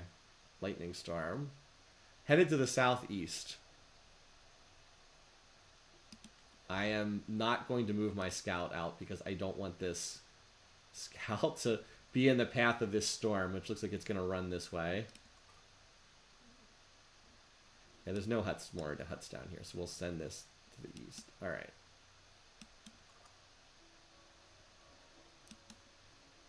Again, we're trying to get... There we go. There. I don't know what type of city-state this is. Note that endeavor ran out with Ashoka, so hopefully he'll request another one. I hope he will. I really want him to request that same endeavor again. But that's up to him. I can't make him send me an endeavor. What I can say is he finally did get another city. Unsurprisingly. He was going to get it sooner or later. But and that's why you never heard me really talking about the camels. The odds that I was going to be able to get that were always pretty low. So, like, just leave that to him. So yeah, we'll grab this spot just because that'll close off opportunities for him. Now, he can, of course, put his settlers in the water and sail them around, and I'm sure he'll do some of that. But this being a hostile... But, like, this city-state's hostile to him, so he has trouble getting through here. And this city-state is also hostile for the time being. So he's going to have a little difficulty getting his cities past. And we're just going to keep settler booming, basically. Apparently, I needed to turn the timer on. I have been neglecting this. I think it was in the chat earlier. And I didn't notice. All right, well, let's fix that. 90 minutes, 88 minutes. And there. Oh, wrong one. This one. There you go. Sorry about that. Got too caught up in the gameplay. Oh, look, he's trying to befriend it. But he's pretty far behind. We may have to dump more influence. Wait. Well, I think it's going to be hard for him to catch up to me. Look, he's pretty far. He's a ways behind. 6 turns behind. That's going to be very difficult to make up that delay. All right, lightning storm. Don't do anything too annoying. Well, the lightning storm just killed the AI scout. Wait, what? How did it hit my slinger? It said it was going southeast. That's not southeast, that's straight east. That did not move southeast. That moved literally due east. It said the storm... You guys saw that, right? It said it was moving southeast. It had directly east. Anyway. Ridiculous. It went 1 tile south. Okay. I hate these things. I don't understand why we can't turn them off. Like, it just doesn't even make sense to me. Why can't we turn these off? Anyway, this scout that's trailing is going to go over on this island, but I want to finish scouting out this corner. It literally said it was gonna go anyway. So hopefully this will be fine. Yes, it can kill units. I guess this guy had to come down here to escort this settler anyway. Did they not learn their lesson from every single player turning off events? I don't understand why there's not an option to turn it off. Like, I just want to turn this option off. Why is that not a thing? I don't get it. Alright, please don't move. It says it's going east. Anyway, apparently it added fertility to a bunch of these tiles, so I guess that's nice. Alright.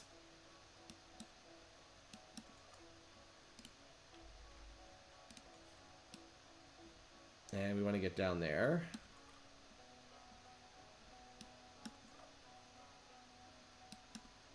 Again, the ability to embark is pretty useful. Anyway, you coming east. We're going to research rating because we want to be able to build libraries.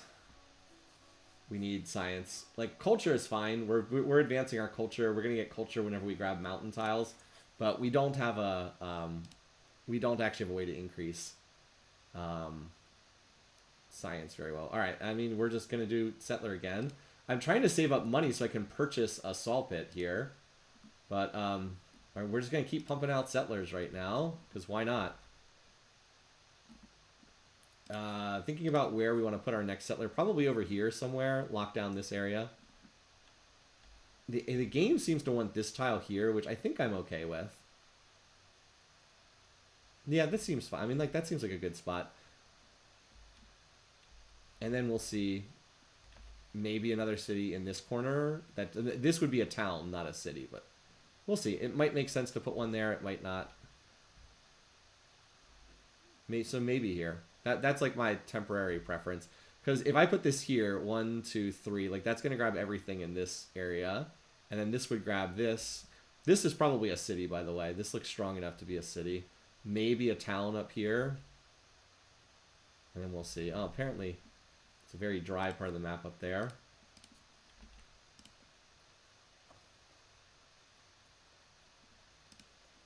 Alright, so now you get the copper. Note, by the way, we can apparently switch tiles. Now, they actually changed this so you can now swap tiles between cities. Anyway, so we will assign that over here to the capital, because we care much more about the capital than we do about King Cotton. King Cotton, in order to turn into a city, would cost 500 gold. We don't have anywhere close to that right now.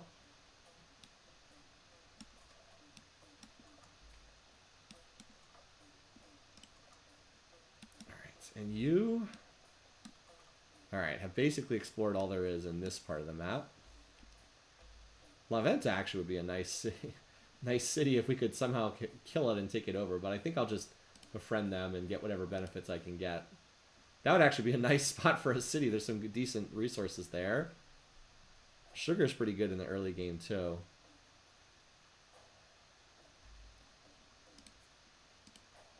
You know, like, why fight these guys? We can just toss influence at them and become their friends.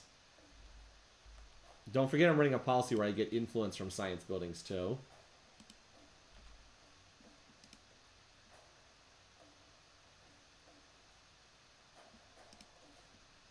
Alright.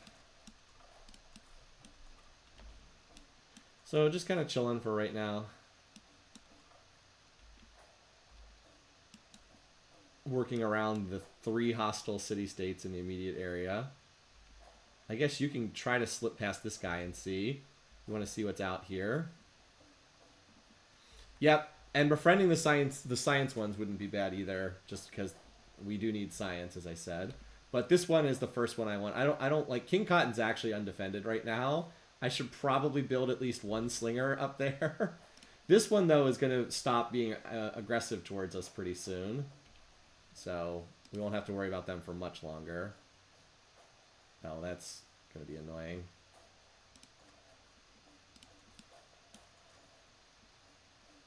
The scout's going to have to get off the coast here. Again, they won't have to deal with them for too much longer. We can't get over there. Hello there, little camp. I wonder how much further north this goes. It might be fun to put a city up here.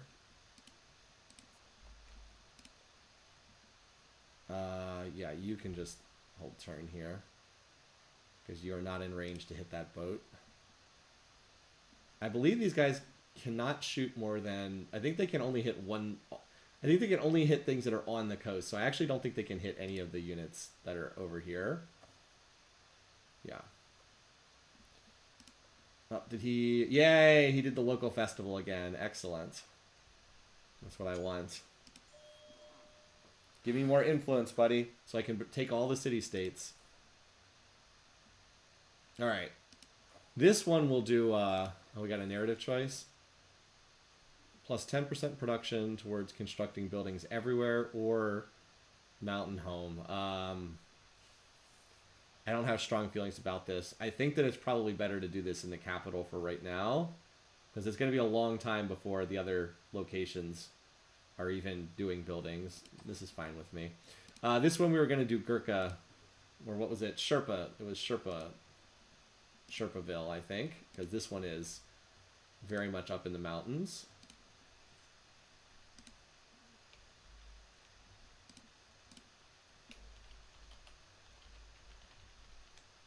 Sherpaville. Yeah. Now, interestingly enough, this guy, this slinger... Oh yeah, now, wait, what is going on here? Oh, apparently my mouse has now decided that it's just going to constantly be at the bottom of the screen. Okay. Let me try unplugging it. This is very weird. Glad I'm not playing a game that's like Teamfight Tactics where I have to move, or Diablo where I have to move stuff. Okay. Okay. It is perma-stuck at the bottom of the screen. Like, it's just constantly doing a down motion. Okay, I think we can fix this. Alright, here's what we're going to do. We're going to save the game. I believe I've had this happen to me before. We're going to exit the desktop. We're going to load back up again. And hope that that is no longer the case. That is very, very weird. We'll just relaunch and hopefully that fixes it. Very weird. I wasn't doing anything with the mouse. It just apparently decided that it was going to be down arrow all the way. Anyway, hopefully this fixes it. So far, the game seems like it's going well. Again, the AI just doesn't really expand in this game. I don't really know why. They just kind of don't. Okay. Unfortunately, it takes a while to reload these.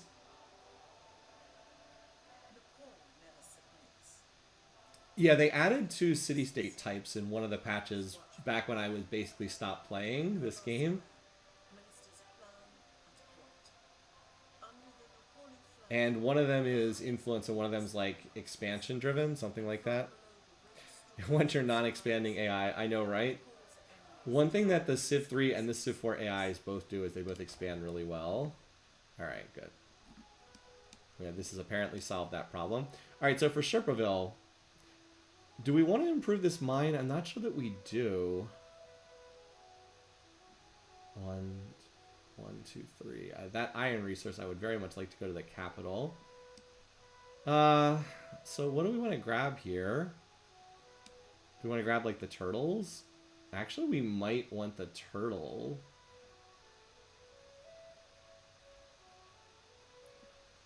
Because I'm kind of curious. I actually just... And what's the fish one do? +3 food. We might want to go grab the fish, actually. Let's... So, we could grab the mountain tiles. That would give us production and culture, which wouldn't be terrible, considering that this is just a little town here. Generally, though, for the towns, you want to try to emphasize food when they're starting out. So maybe going over to the fish tile would be good. That might not be the worst idea. Salt is good when you start generating units, yeah, but I mean, I'm honestly not sure I'm ever going to be emphasizing units much. When I've played Civ 7 in the past, I really haven't used salt very much at all. Like, units are so cheap, like, okay, so I can build units 20% cheaper. I believe that does not apply to settlers, by the way, but, like, I can already build units very, very cheaply overall. I've just not used salt much in the past, honestly, so we can always go back and get that. I'm going to go grab the fish and the turtle first, I think. And I'm going to go there through the mountain. Because if we build a harbor, that'll add +1 food on that anyway. And I like getting extra production means more gold for us right now. So like that's not the worst thing either. We also are at the point where now we should not purchase buildings in the capital. We should purchase buildings in towns. Because that's a more efficient way of spending money. And really the place where we should purchase them is in Sherpaville. Because Sherpaville will then... we can expand onto the mountains. And if we purchase the warehouse buildings, the mountains will get the bonuses from those tiles. Because like if we purchase... where's the water? Oh, we can't do the water one yet because we don't have a tile that qualifies. We actually have to grab this. Well, I don't know. We'll figure it out. All right, let's see what's in here. We don't need the food. The 30 culture and +50 happiness is better than the food, I think. How much food are we actually getting per turn in Mountain Home right now? We get 23 food per turn. So that's not that big of an edge there. The 50 happiness towards the next celebration is actually kind of nice. Now, it would be nice if the game told me how much happiness I need. All it does is tell me is it's 15 turns left at 15 per turn. That's literally all it tells us. But I still think that's better.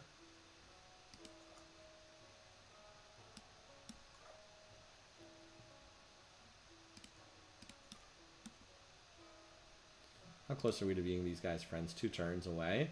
And Ashoka has not closed the gap at all. He could start to close that gap if he spent more influence, but... Alright, you... No, the unit. I think since we're about to become friendly with these guys, let's move you up north where we're more likely to see enemy units. My whole one, my whole one slinger here. And now we also want to think about where we want to put that next city down to, or next settlement to be precise. I wanted settler view again. Interesting, the game now no longer suggests this tile. 1, 2, 3, 1, 2. Okay, we missed the jade, but the jade's actually not that good of a resource. The wool is a much more useful resource. If we're here, yeah, this is the tile because we can get both wool resources. Mountain Home cannot reach this wool, so it's this tile. We'll go here. 1, 2, 3. It's 4 tiles east of Tiwanaku. Let's get off settler lens. All right, now we're gonna drop. And by the way, I am using the policy yield previews that tells me what benefits I get. We're gonna drop. I do still want that +1 production. We're gonna take this because the 6 gold is more valuable than 2 culture. And this is just 2 culture on the palace. This will scale as we grab more mountain tiles. This will also drop soonish. That's nice. That doubles our income. All right, what can we do here? Shaking of the earth. Suddenly the earth trembles, sending powder drifting down from high places. The rumble of a distant landscape hangs up in the air. Pachacuti's people glance up and they continue their journey without fear. But where does such bravery come from? Train a merchant, train 3 infantry. We will train 3 infantry eventually. I think I'll take this one. So... I believe that we get... I believe if we take this one, we can eventually get a cultural stat point for our leader, I think. So we'll take this one. That's pretty easy to do. All right, next up. Next civic. This is... Clan Networks is okay. If you have a lot of towns, it's not bad. Discipline gets us a great general, or army commander as they call it. I don't think we need that right now, though. Public life gives us very, very little... Code of Laws is more... Okay, Oratory is a nice one to have. We also get an extra tradition slot. That's pretty good. And it also lets us get a free merchant. I think I want this one. Costs 318 culture. Let's do... I think I'm going to do this, and then I think I'll go for the syncretism. They're about the same, but syncretism will... I'm going to choose a unique building for syncretism, and like that'll eat up build queues. At the moment, my build queues are so full, I couldn't even do a unique building anyway. Whereas Code of Laws... More influence, an extra tradition slot, a free merchant, like all that gives me benefits that don't require eating up build queue slots.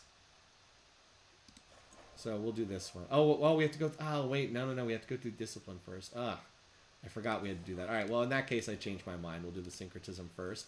Because I don't need an army commander right now.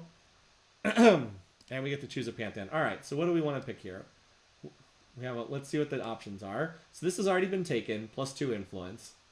Again, a pretty nice one.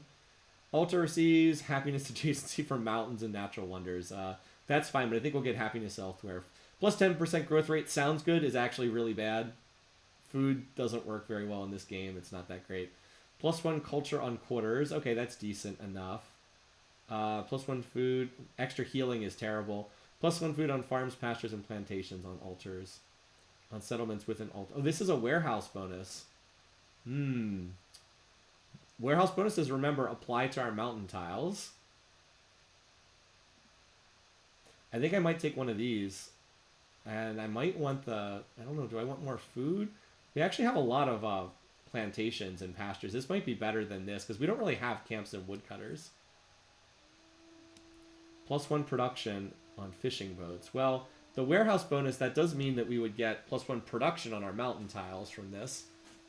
But I don't know if we have enough sea tiles for this to be worthwhile. Maybe, though. It is +1 production on every mountain tile, which is pretty good. +1 science. We do need science, but I found that one not to be so good. Wonder production, no. 10% production towards training settlers. That's awful. Terrible one. Extra happiness. Extra production. Happiness on resources. It's not that bad. Extra endeavors, no. All right, it's definitely one of the warehouse ones because I want to emphasize this. Let's just take production, I guess. Now, this would be awesome if the benefit did not obsolete at the end of the era, but because the benefit obsoletes at the end of the era, it kind of it's not that good. God of the Sea. Hold on. I mean, it's nice to get production, but that's only on mountain tiles. And the problem is I don't really work water tiles is the thing. I don't know. Is Stone Circles also warehouse? Where's Stone Circles? Which one's Stone Circles? Oh, Stone Circles. I missed this one. That's way better. Yes. This is the one we want. Thank you. Thank you, Willow. This is the one we want because this doesn't require us to work the crummy water tiles. Yes. Yes, yes, yes. Let's take this one. That's much better. Thank you, Willow. Alright, so then that'll give us bonuses on our mountain tiles. Let's see, +3 and then 4. It just, like, I wish that this were more useful. It just says 4, but... So that would mean we get, I guess, 4 production from it, too? Something like that.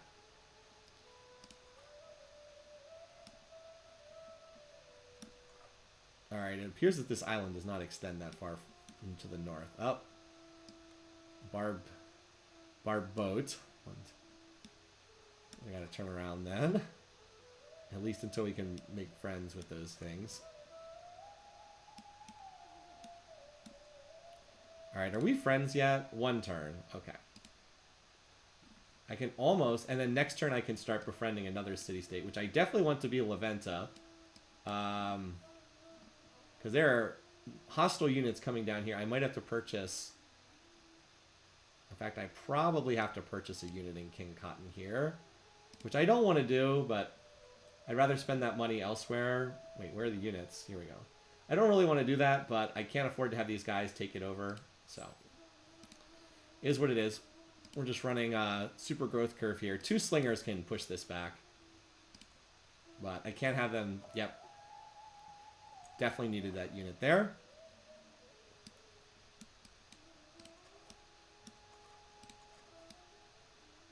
No. Wish this game had an undo button. Good thing we have autosaves, though. I was not moving that unit. But apparently, I was trying to move the map, and and apparently I right-clicked. Game really needs an undo button, like Old World has, just for stuff like that. But at least we have autosaves.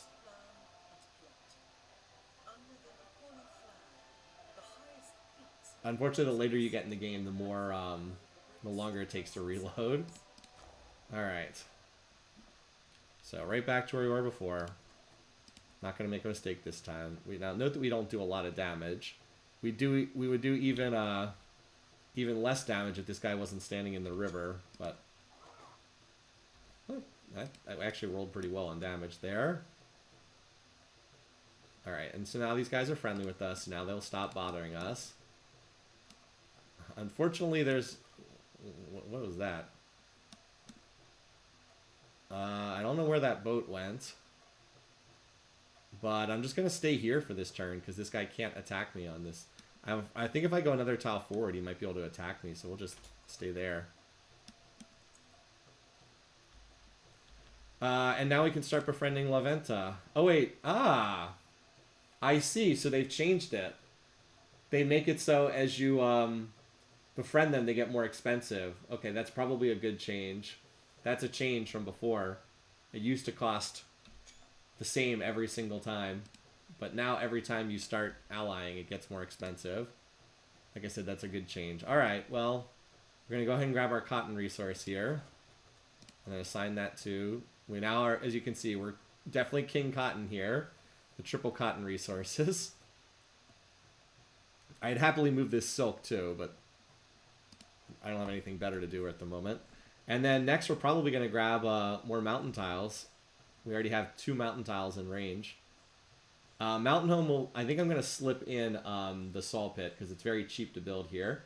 I'll probably try to do... I'll get the Salt Pit and maybe do the altar soonish because that'll make future settlers more cheaper.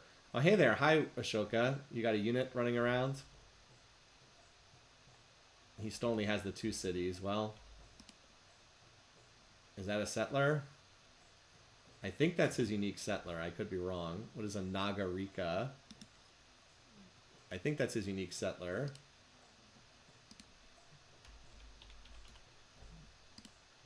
Yep, Maria unique settler. Well, I mean, he's welcome to try. There's not a lot of places he can go. I'm about to close off another one of these. Like, there's no way he can get there before me.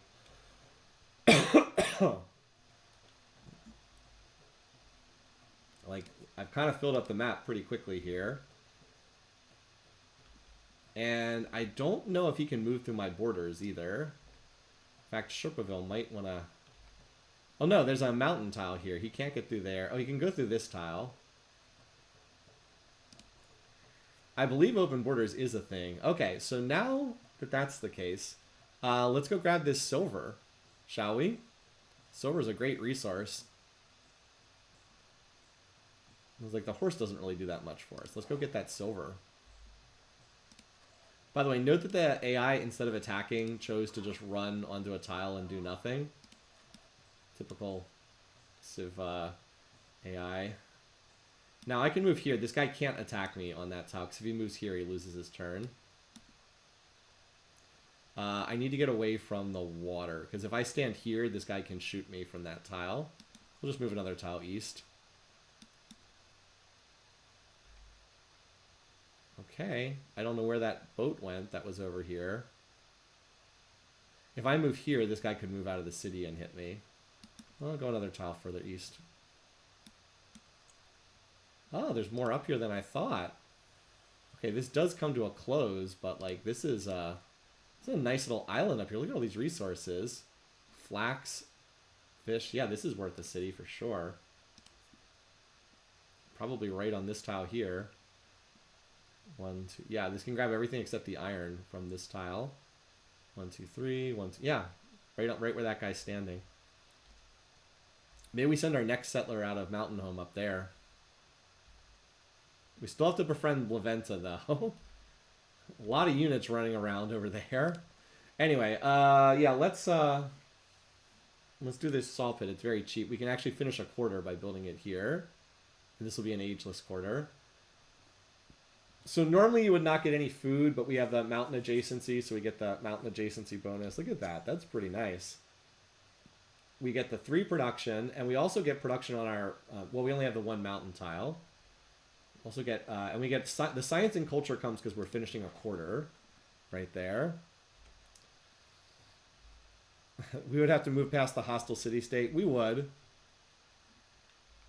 I'm worried that this is going to start pumping out boats. So, as I said, that's our goal. We'll work our way up there. It'll take a little bit longer, but we'll try it. And note that, again, the AI, instead of actually doing anything, just shuffles its units doing nothing. Typical of this game. Now, if we had an army commander, we could be earning XP from doing this. But, you know, I'm down with it. All right, Sherpaville. We were going to go, yeah, grab the fish and then the crabs tiles. Does this mean we can now purchase a... No, we still can't purchase the water boosting building. I think it's because, again, buildings have to either touch another building or the city center tile. So Sherpaville, we could put... we'd have to put like a granary here, and then we could put the water thingy here. Sherpaville actually looks like it's going to be pretty decent long term. Anyway, one more turn and we can start befriending La Venta. Trying to stay on top of that. Alright, I guess that's it though. Unless there's more territory over here to the east, which there may be. You know, I kind of thought that like there was not much to the east of Ashoka, but maybe there is. So his capital is size 10, my capital is size 8. But he's only built one settlement so far. I have another settler en route to get over there. So we're about to go up to 4. We're still nowhere close to the settlement limit. Now, normally we'd have a settlement limit of 4, but I, again, I doubled the base settlement limit with that mod. I kind of need to pacify La Venta. We're working on it. We're going to toss them influence. Then we just have to wait 30 more turns. Well, really 15, actually. Only 15, because after 15, they're no longer hostile. What's this one? Cool. I would be happy to accept. +2 gold per turn? Sounds great. This is a terrible endeavor for him. He's spending 60 influence to get 2 food per turn in one town. He has one town. He doesn't even get it in his capital. Like, what a terrible deal. Meanwhile, I just get 2 gold per turn. I'm like, great, thanks. I'll take the extra money. Sounds great. All right, La Venta. Become my friend, too. So they'll stop being hostile in 15 turns. And then we'll try to do these guys next over there. And we are still maintaining our lead over Ashoka. He probably will dislike us for winning that race, but it is what it is. Alright, so we gained that extra production. Now we're up to 20 production per turn. How much is a settler?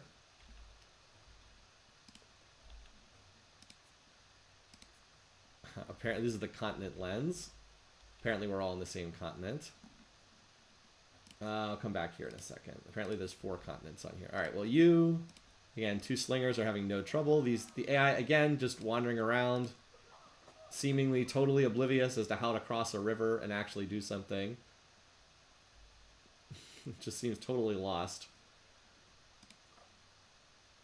Where are we? Here. We cannot. Yeah, we can't go in his territory because we don't have open borders. But like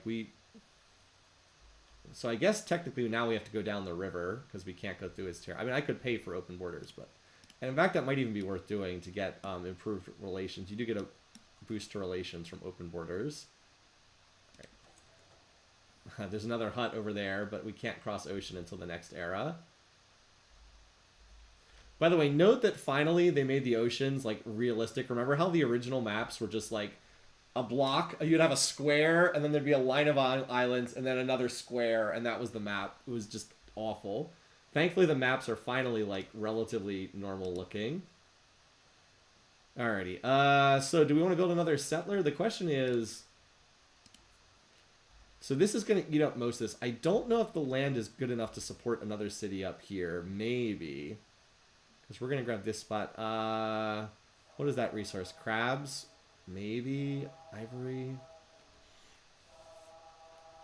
I'm not sure if there's... Well, actually, no. I was going to say no, but there's a lot of mountains here, so it probably is worthwhile.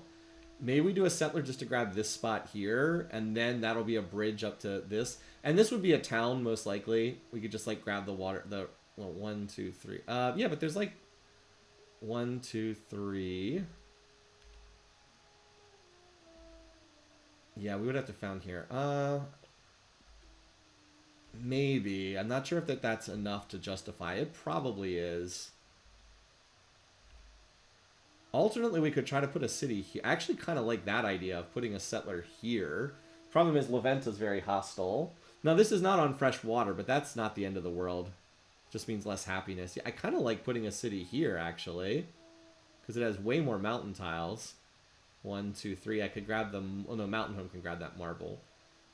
The volcano, I believe. Yeah, the volcano does count as a mountain, I believe. Yeah.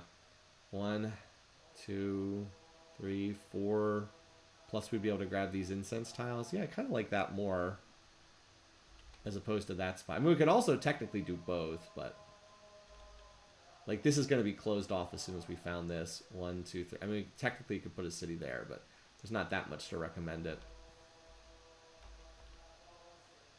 I like that spot more, even though it's next to a volcano. But the problem is, there's like, until Leventa's pacified in 15 turns, it's not really realistic to settle that. I think we can get a settler up there by going up this way and then sailing up the coast. I think I'm going to do the settler. Call me greedy, but I think I'm going to go try to grab that spot, and then I can see if it's worthwhile to slot something in. And then maybe after that one gets up there, we can slot in another city here. 1, 2, 3, 4, yeah, 5 tiles away from King Cotton. And we'll figure it out. So here comes our settler. I'm going to not attack this guy this turn, because I want to see if he'll kill the settler. I would like it if he kills the settler. How about we just chill for this turn?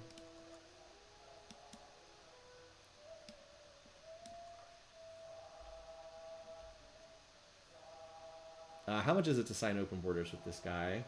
20. I'll probably do... I think I'll just have him chill here, and then next turn we'll move through. Again, open borders help build relations, too. So we'll just skip turn.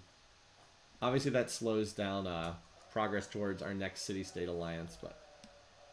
And then you can come down here. I'll move this guy down to, like, right here, and just put him on lookout duty. Yeah, you just chill. Let's see if you can kill that. Kill the AI settler. And then, guys, we're going to need a name for this spot right here, which I think is going to be a nice city.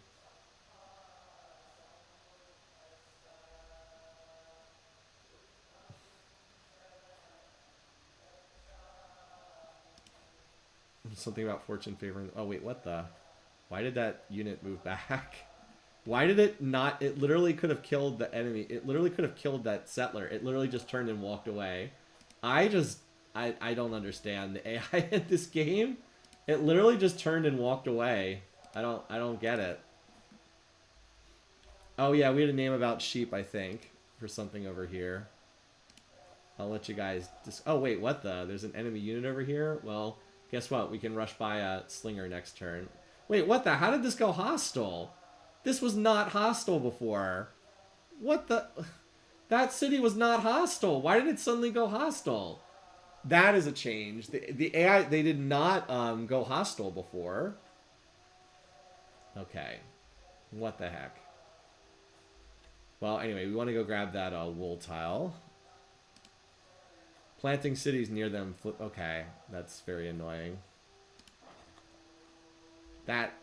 Yeah, okay, that's really... Apparently settling there did that. Apparently. Apparently settling near them suddenly caused them to go hostile. That's... okay.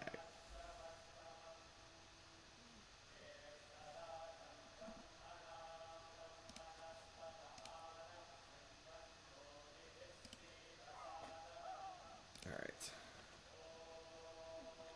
You'd heal, though. Alright. He accepts open borders. Good. That'll improve relations. If not immediately, then soon. So that means we can now move into his territory.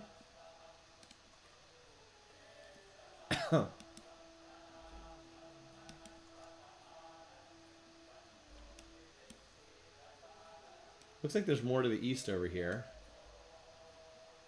We are also making progress on this explore the map thing. Alright, what was the name, by the way? What was the name we wanted for this one? Did anyone come up with it? We had said something with sheep.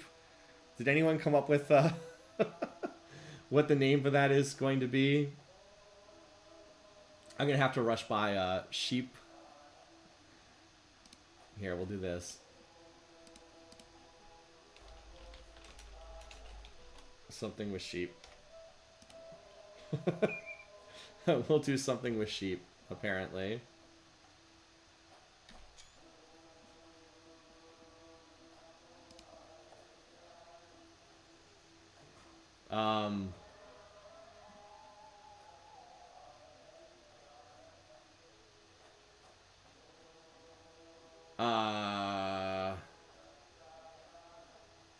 So that's a lot of units there.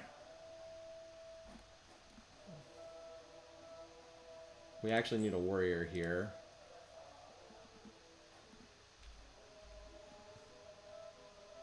And we're gonna need another unit. We gotta pause this. Okay, I mean, I didn't expect that all of a sudden I'd be fighting this many units out of nowhere. It's a lot, yeah. I was not expecting that. Alright, I guess this dude's just not going to fight us there. You might as well wait a turn so you can get back to full health. Here comes another settler, by the way. Or that one magically is back to full health, possibly.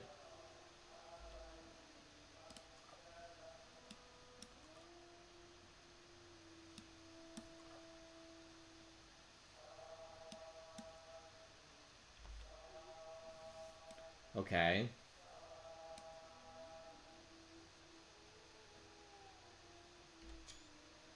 Wasn't expecting... I mean, like, literally when I settled the city... This is what's so annoying. When I settled the city, there was not even one hostile unit there. And then one turn later, there's 4 hostile units. Out of nowhere.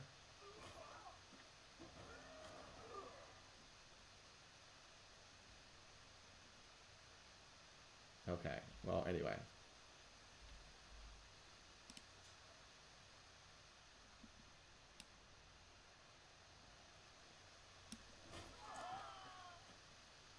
So you I'm going to put on the just permanent lookout there.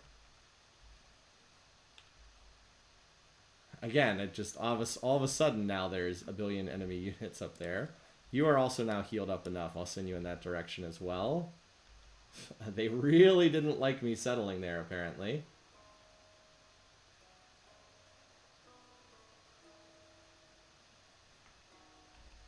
Anyway, with slingers coming over, and we can also rush by a unit in like 4 more turns, if needed. You I do need to keep here so you can shoot at this guy when he comes across the river.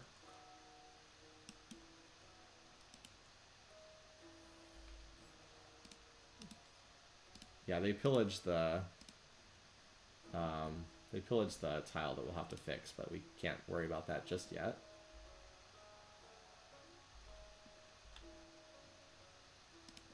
Got a good fight going on here. Now they attack the town first. Okay, now fortunately the AI is an absolute idiot and they didn't even attack that turn. Alright. +1 migrant. Okay, cool. That gives us an extra pop point. We'll wait 1 turn because we're going to grow to size 10 and then we'll instantly jump up to size 11. So we'll just skip your turn for right now.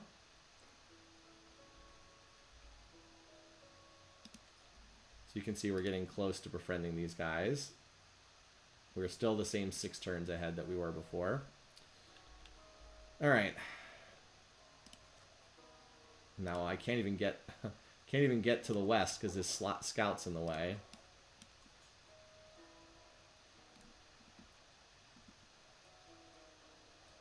I'm actually going to heal the guy this turn. We're basically just buying time with this guy.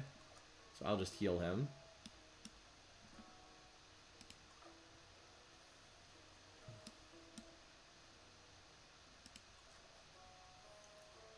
Yeah, you just chill. Actually put you to sleep until I need you. We got another celebration.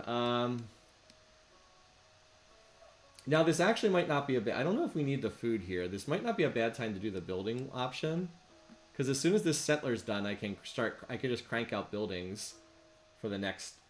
I'll get the benefit for, what, 8 of the 10 turns? I don't hate that option. By the way, it's going to be hard moving this settler through all these military units. But I can escort with a slinger. I don't really feel like I need food that badly. Let's take the building bonus. And now we get another policy slot. By the way, why is the screen... why is it designed this way? This interface is terrible. This interface is so bad, but we'll take the extra gold here. We are about to unlock more policy stuff soonish. Okay, now we can build libraries. We can definitely use that to get the library. There's a codex here, but we don't need that. I think it's irrigation. Probably irrigation. Actually, no, this gets us a monument, which I think is better. We don't really need food that badly. Like, the garden is not that big of a deal. The +1 settlement limit, we're not there. If we hadn't modded the settlement limit, that might be an issue, but it's not. We're not going to be building wonders, right? Even though the Hanging Gardens is a very good wonder, we're not going to need that. Let's just get the monument. Because, again, this gives us bonuses for being next to mountains, which is, yeah, I think we can do that. That'll keep our culture humming along. Alright, and let's get that silver. Empire-wide resource. Now, this guy has slipped to the north of us, so don't be surprised if he tries to... he might try to toss a settler down there, which would be idiotic, but he might try that. My settler is going to try to get this island, which I don't think the AI knows about. We'll see. I mean, he's going to have to navigate Leventa as well. We have 10 more turns until they stop being hostile with us. And this, actually, we need to pull this scout back because he could have shot at the scout there. Also lets us build walls, that's true.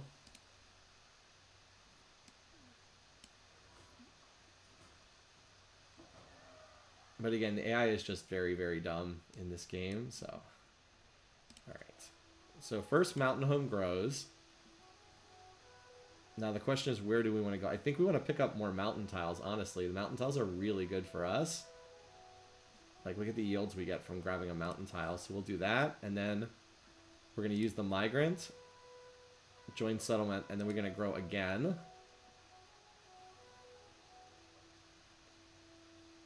And this will actually pop the borders out a little ways. So let's do that. Yeah, so Mountain Home just pumped up. Now we'll get the settler out, and then we'll use this 30% bonus production on infrastructure. We'll do the brickyard first, the altar. We'll do the brickyard, altar, and then the library. Meanwhile, here we can now grab the fish tile. I'm going to assign the fish here. There we go. Yeah, I'll keep that there for right now. Now we're going to go over and grab the... And by the way, note that our gold income is starting to take off now, which is good. So for Sherpaville, yeah, Sherpaville I still think I want to keep as a town and just have it grab... I think I can have it grow a decent size, because I do want to grab a whole bunch of these tiles. Like, you can turn them into a... you can give them a focus at size 7, but I think I want this one to be like size 10 or 11, something like that. And I would actually like King Cotton to become a city, but I don't have the money for it right now. So I'll just let it keep growing for the moment. Yeah, maybe we'll get lucky in this, the Leventa will chase off this settler. Again, that thing cannot shoot the scout as long as it's one tile inland. Okay. So I want to come shoot this guy, but I can't get in range this turn, so we'll just shoot the stupid scout. We'll clear the scout this turn. So that's one unit dead. And we'll just follow the road down here to something with sheep. Again, the best thing to do is for the warrior literally just to fortify in place and have them attack him, because that way the warrior will keep healing every turn. Wait, what the? Where's that neutral? Where is this from? Where's Sugina? Is that one of the ones? Oh, wait, what? There's a ship all the way up there? How did it get a ship up there? That's crazy. Anyway. So that's a little silly. It looks like this is where things run out, though. Ashoka's still desperately trying to get another settlement up here. It's having real trouble with this. We had a question, how many people were watching before Civ7 before I started? It was only 25. There were 25 people watching. So anyway, now I have to keep this guy in the city, but I can rush by another warrior in 2 turns. Plus I have these slingers coming over, so I think we're fine. Now we could just kill Tiwanaku for ourselves, but I'd rather befriend these guys. I know it starts to get expensive, but I really would rather just befriend these guys and take advantage of their silver resources. So, like, they'll attack that warrior, but, like, he should be okay. He's going to heal, too. Hopefully. He has to survive 1 more turn. And then we can rush by another unit. Dang it, we're almost in range. I hope he doesn't die here. Now, he can't move out of the city. I'm worried, though, that if all 3 of them attack him, he dies. I am 5 gold off from being able to rush by a unit there. I'm worried that they're all 3 going to attack him. Maybe this guy will attack. I really hope I'm not literally 5 gold short of being able to do this. But I can always refound something with sheep. In a total disaster, I can refound with this settler. I don't want to do that, but it is a possibility. Alright, let's get this stuff up and running. We're going to put the library on that tile, so we'll put the brickyard here. Could also just put it on this center tile. Well, that doesn't complete a quarter, though, so... yeah, this is fine. We've got to expand our borders in this direction anyway.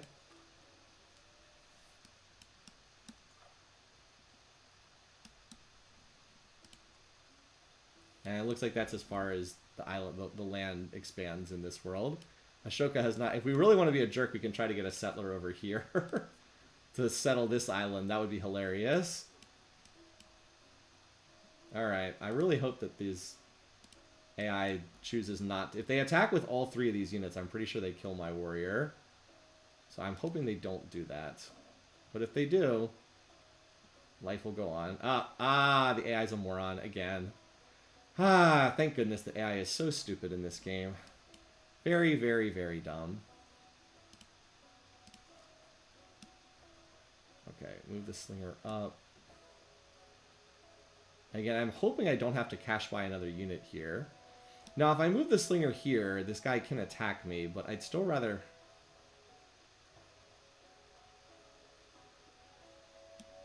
I guess I'll leave him on that tile for right now. Anyway.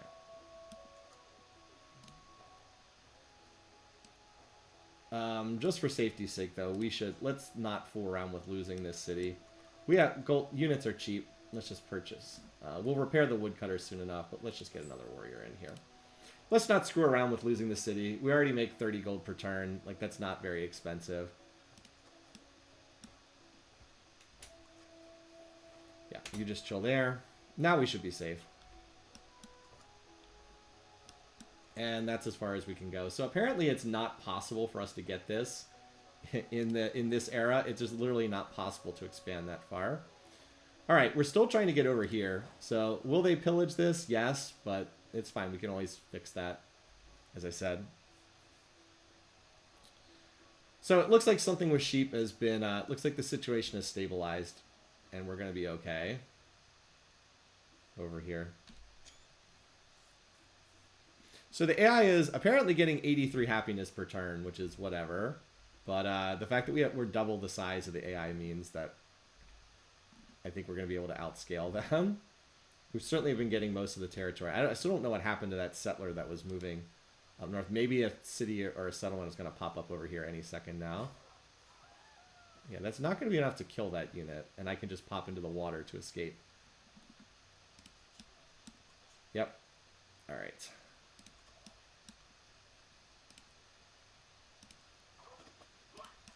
Now, can I fire? Now, unfortunately, I can't fire here, because apparently I can't shoot over the tile there. You, once again, will just chill here. Yeah, I don't want to move out of the city center tile, so you just chill. Skip turn. And you are still going to try to get up here. Definitely pushing our luck over there. Anyway, why don't you just hang out here? I'll just put you on this island and you can just scout. Because there's nowhere else to go. I'll just put you guys both on scouting mission. Alright, we finished the brickyard. So now that adds +1 production. Look at our mountain tiles. Our beautiful, beautiful mountain tiles here. So this should also give us bonuses. Now, what is this? We can basically put this wherever. It doesn't really give us that big of a bonus. Let's put it here. Because we do want to be able to put down a fishing boat or whatever it's called here.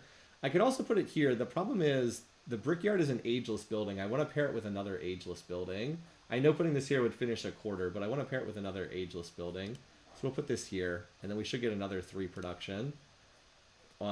We should get production on our mountain tiles from that as well. Can we get 2, 2, 2, 2, 2 mountain tiles? I mean, they're already starting to look pretty nice. So, as I said, we basically have rescued something with sheep. Now, can you move here? Alright. Now, the question is there... I thought I saw an enemy ship sailing around somewhere in here. I wish I had something escorting this. We're going to find out. I can always turn around and run backwards. Oh, there it is. Note that they have a great general over here, by the way. They actually have a great general over here, our army commander. But we just killed that guy. You killed that guy, and then you just continue hanging out in here because they can't take that as long as you're there. Alright, in the water. Yeah, I'm just going to put on the... Keep scouting out. You just are going to heal. Oh, wait, no. You need to get in my territory. You're not going to heal over there. Come on back home and you can heal. Something with sheep was attacked by Tiwanaku. Fun stuff. Yeah, Tiwanaku did not like something with sheep, did it? Really, really did not like this. But we've almost dealt with the problem at this point. So, yeah. Now, this is the unit I'm watching. Where is this one going? I'll try to zoom out so I can see where all these units go. Oh, it sailed down towards my settler. You want a new endeavor? Great. I love it. Keep giving me that influence. Now, we will get influence when we build the library. Alright.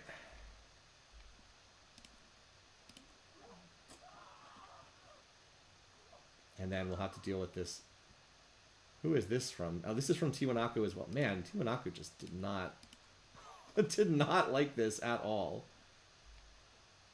I am holding this warrior in here. Now you will rest until fully healed. You are just continuing to hold in the city. Alright, now we saw that ship unfortunately moved down.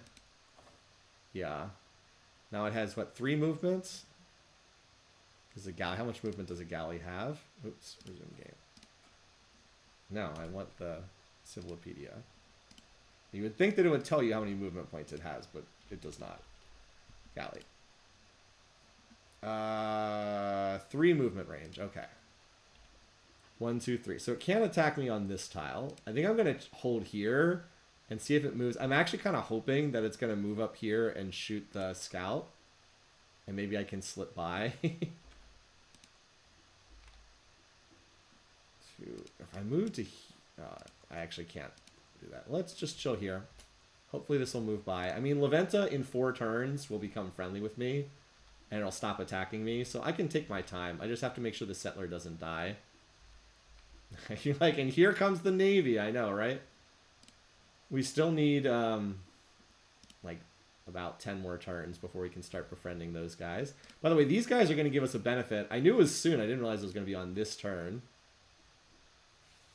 So we're on pretty good relationship with this guy. We should have gotten a bonus from Open Borders as well. He might get a negative from us taking this city-state, though. We still have another unit. Ah, yes, and you also just give us vision here.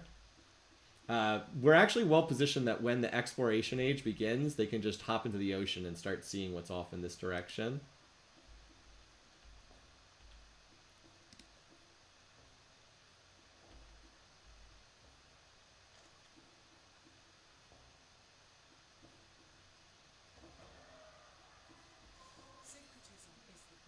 All right, change policies. We actually did not gain any new policies there. All right, we got a lot of stuff happening though. So we need to start shooting this. I'm going to move you here, and next turn you can also start shooting that boat. Unfortunately, you do very little damage to boats. Okay, so something with sheep was attacked.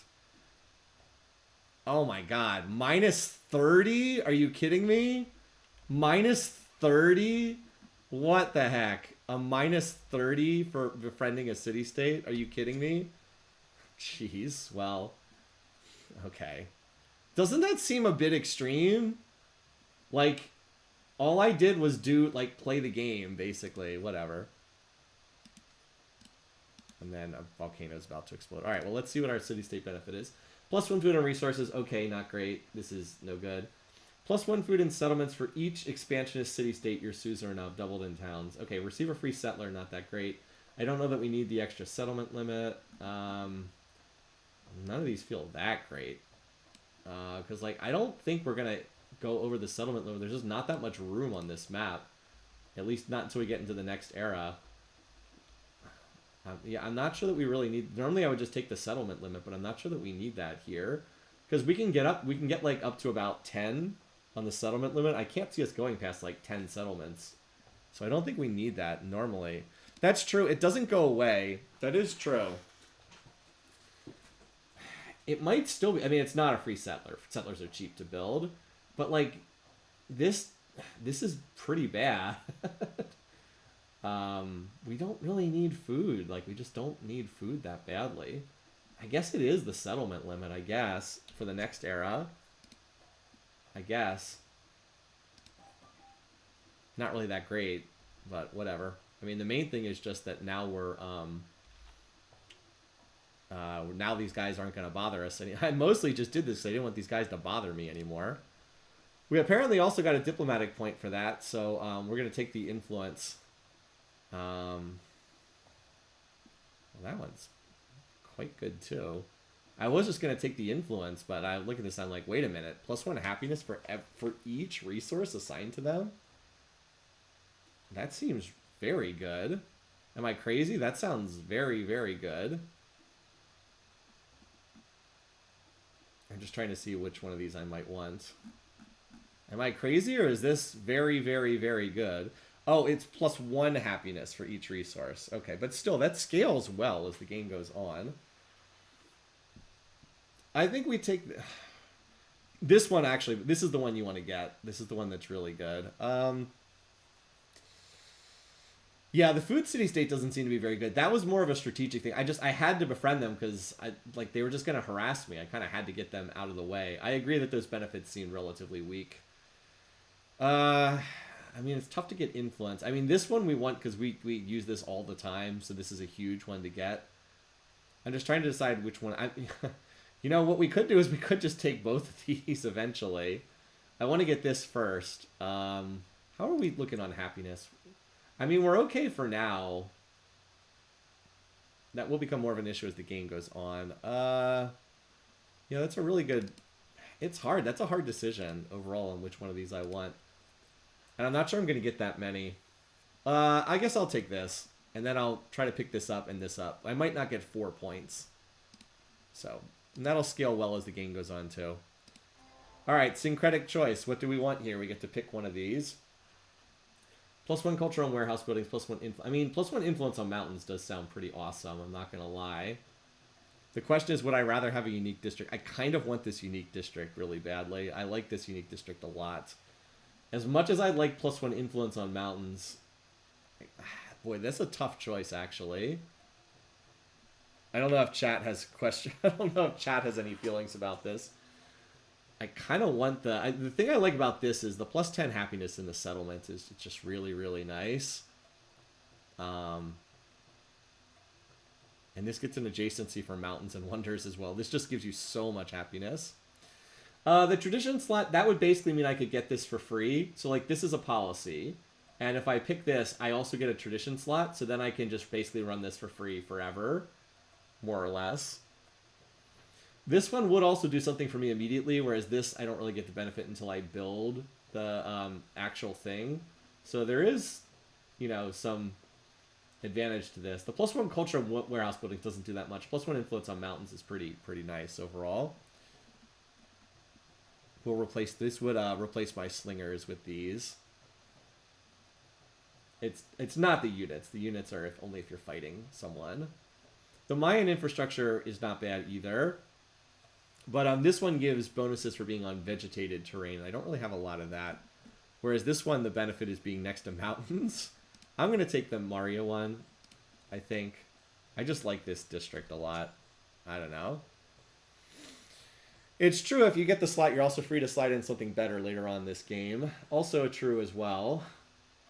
But I like this district, so I'm going to take this one. I don't know if that's the right decision or not. All right. We got our diplomatic point. That's so this is something that the game does not document.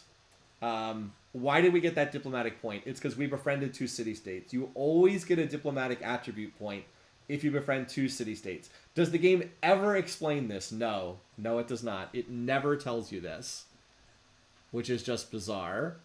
But yeah, them's the rules apparently. All right. So we're gonna go grab this turtle resource next, or I can go get. I do want the turtle. I'm curious how this works. Like, does this give me the benefit on the mountains, or is it just on warehouse buildings? I'm assuming it's just on warehouse buildings, but I'm curious. I kind of want to find out. You can connect with a green pipe to the rest of your cities. You do suffer an occasional invasion from turtles. I really want this tile, though. I really want this tile.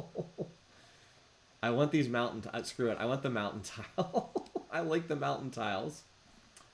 Now the question, though, is do we want to start building? Do we want to start purchasing some of these buildings? Or do we want to try to upgrade King Cotton to a city? I think I'm going to city King Cotton next. Because I want to be able to start building some of the infrastructure here and not have to spend... Oh, wow, this city has no... This city has no production at all.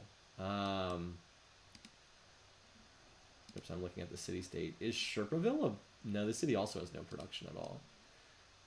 Well, that's okay. This city's going to keep growing. I can start grabbing stuff that adds production. Like I can grab... There's actually a lot of production tiles up here. We can grab the woodcutter, and then we can grab the gold tile. We should definitely grab that gold tile. So anyway, King Cotton is still... Yeah, let's city King Cotton, and then we'll go from there. All right. Now, I still did not get a chance to see where that barbed ship went, and I have found the barbed ship. It can't one-shot me, though. 3 turns. I guess that was the only place it could have been. So I guess I should have realized that was the only place it could have been. Anyway, this one's pretty bad. So let's go through Discipline to Code of Laws next.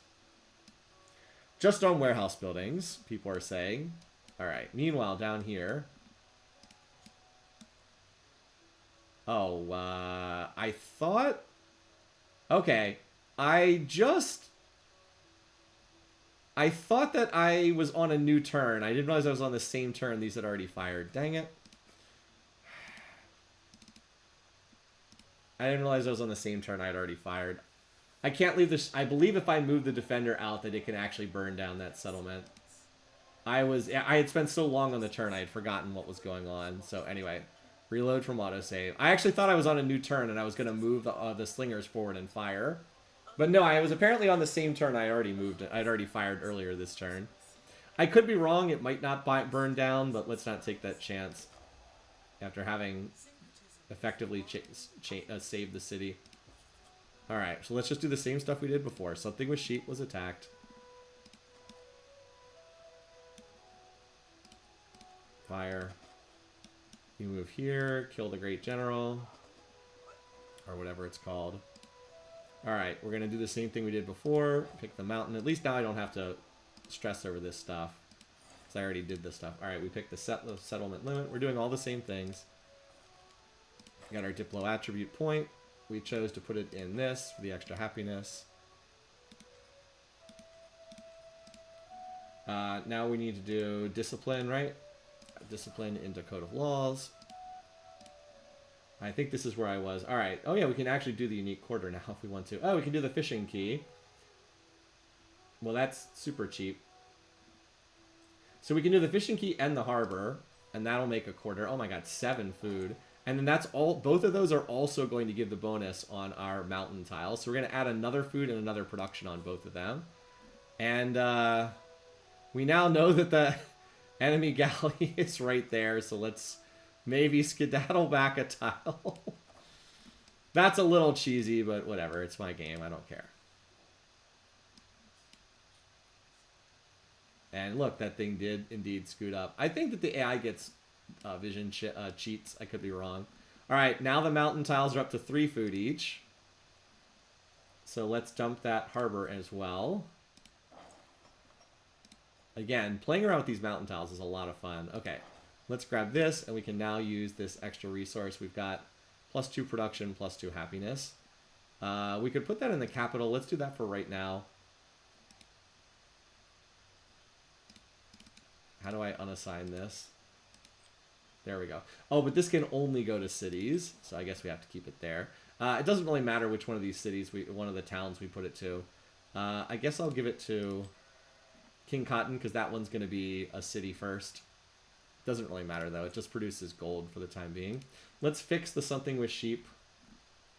Woodcutter, now that the situation's under control. We'll go ahead and fix that. Cost 24 gold. Alrighty. You move here so you can't get shot. You move back a tile.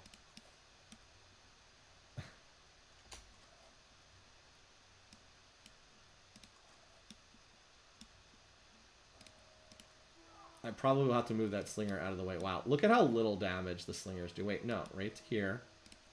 Look at how little damage they do. They bombard at 5 strength against these things. I don't know why naval units are so ridiculously overpowered. We bombard at 5 strength. It's absurd. Anyway, we need about 5 more shots to kill that thing. It's really dumb. But Mountain Home building these buildings is really nice. So it'll finish the harbor, and then we'll probably do the library, or maybe another. I have to decide if I want another settler, I guess, is the other thing. All right, Leventa, you're going to stop killing me in 2 turns. They are throwing rocks at boats. I suppose that's true. By the way, I think these guys are still hostile to the enemies over here. And then we do need to get some science going, so we'll do the library soonish too. We'll do the library definitely before this unique quarter. But as I said, I wanted to put the mountain right, or the library over. Actually, we could put the library right. We'll put it somewhere over here. We also need to grab the crabs at some point.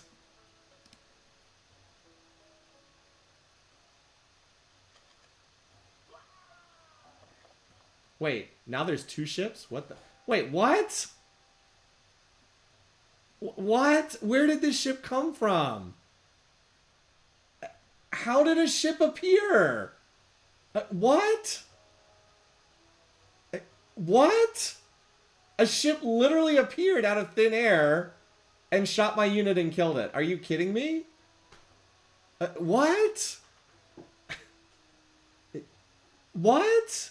I'm serious, you guys. Like, how? This unit did not move. This unit was on this tile. It did not move. How did this unit get here? How? How? Guys, how did this ship get here? We have... they only have 3 movement. 1, 2... I mean...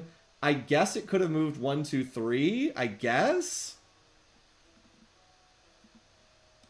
That doesn't make any sense. 12 damage.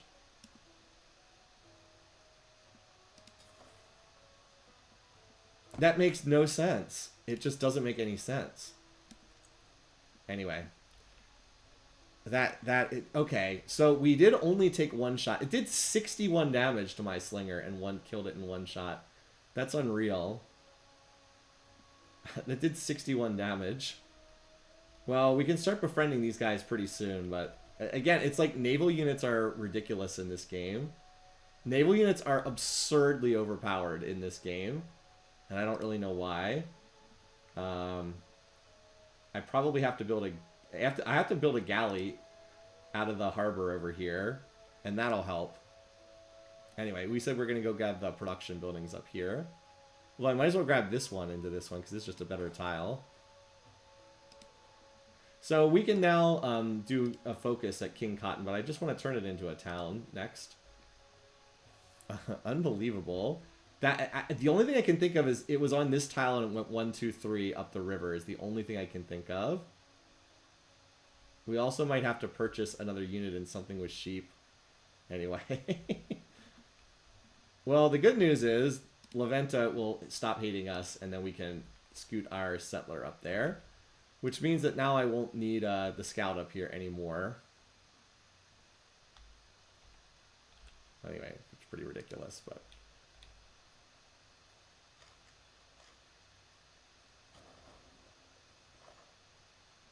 What just got pillaged? Wait, what? Okay. Just pillage the fishing boat, sure. I mean, they can't do any more damage. I guess they can pillage another one, but... well. Alrighty. So, he is now denouncing us. We have a decision to make. We can reject it. We can basically cancel this, which will stop his denunciation. Or if we just do nothing, he is 100% going to declare war shortly. Now, I have done nothing aggressive towards this guy. Not even the slightest bit aggressive towards him. But he's still signaling that he wants to. I will do this to buy more time. But we're going to have to signal that he has obviously decided he wants to attack us now. Because we claimed one city-state in the game. Now he hates us, apparently. Anyway. I also need to get rid of these. I need to deal with this city-state. This is ridiculous. This is absolutely ridiculous.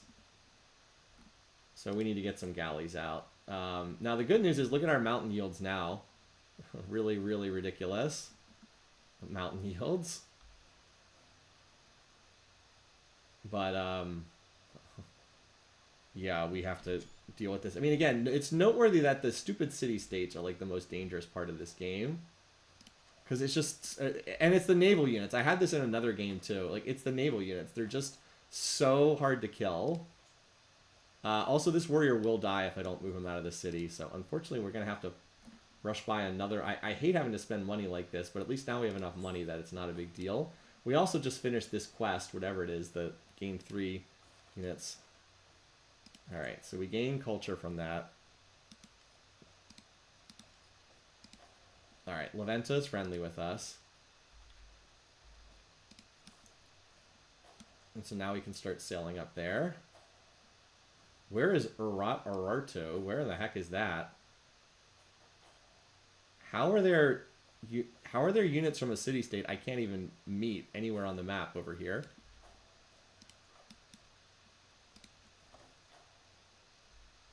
Where is this from? Phaistos. I mean, that's not a city... or no, that's this city-state over here. Anyway, well, our settler will get up there. It is noteworthy that the city-states are, like, the most dangerous part of the game. So we're slowly killing this.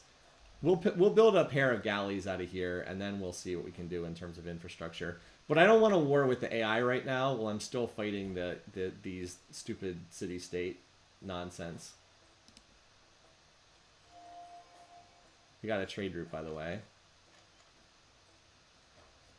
I mean, they just...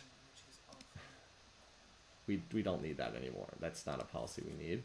I mean, look, there's another galley. Or was that the one that was down here? Did it sail up the river? Anyway, pretty dumb, right? All these units are just healing. And here comes... wait. Now I'm being chased from behind by that? Maybe I can block them with one of these other units. Anyway, now we have a great general. So we might as well move this over here so they can start getting XP.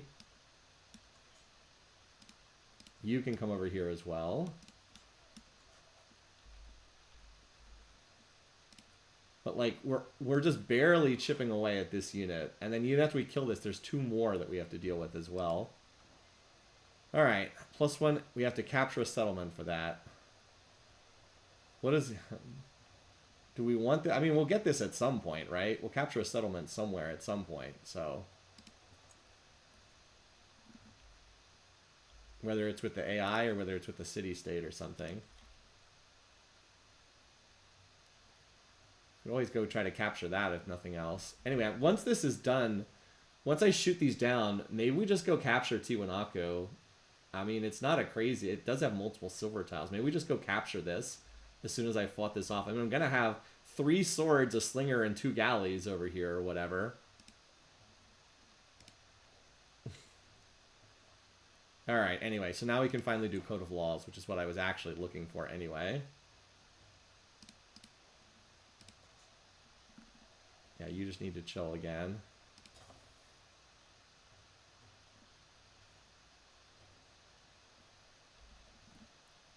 We have this war ongoing with this stupid Tiwanaku over here. But at least we're 1, 2, 3. Yeah, we should be able to shuffle past. I can block this hostile unit from... Again, Phaistos is over here. Somehow it managed to get galleys over here.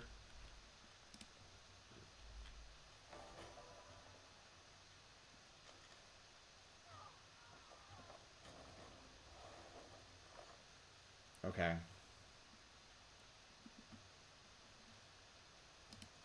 They continue pillaging stuff, apparently. Repair a fishing key for 52 gold. Okay. We're going to do another galley. I can't actually move the galley just yet. Please tell me this is going to kill this unit. Okay, there we go.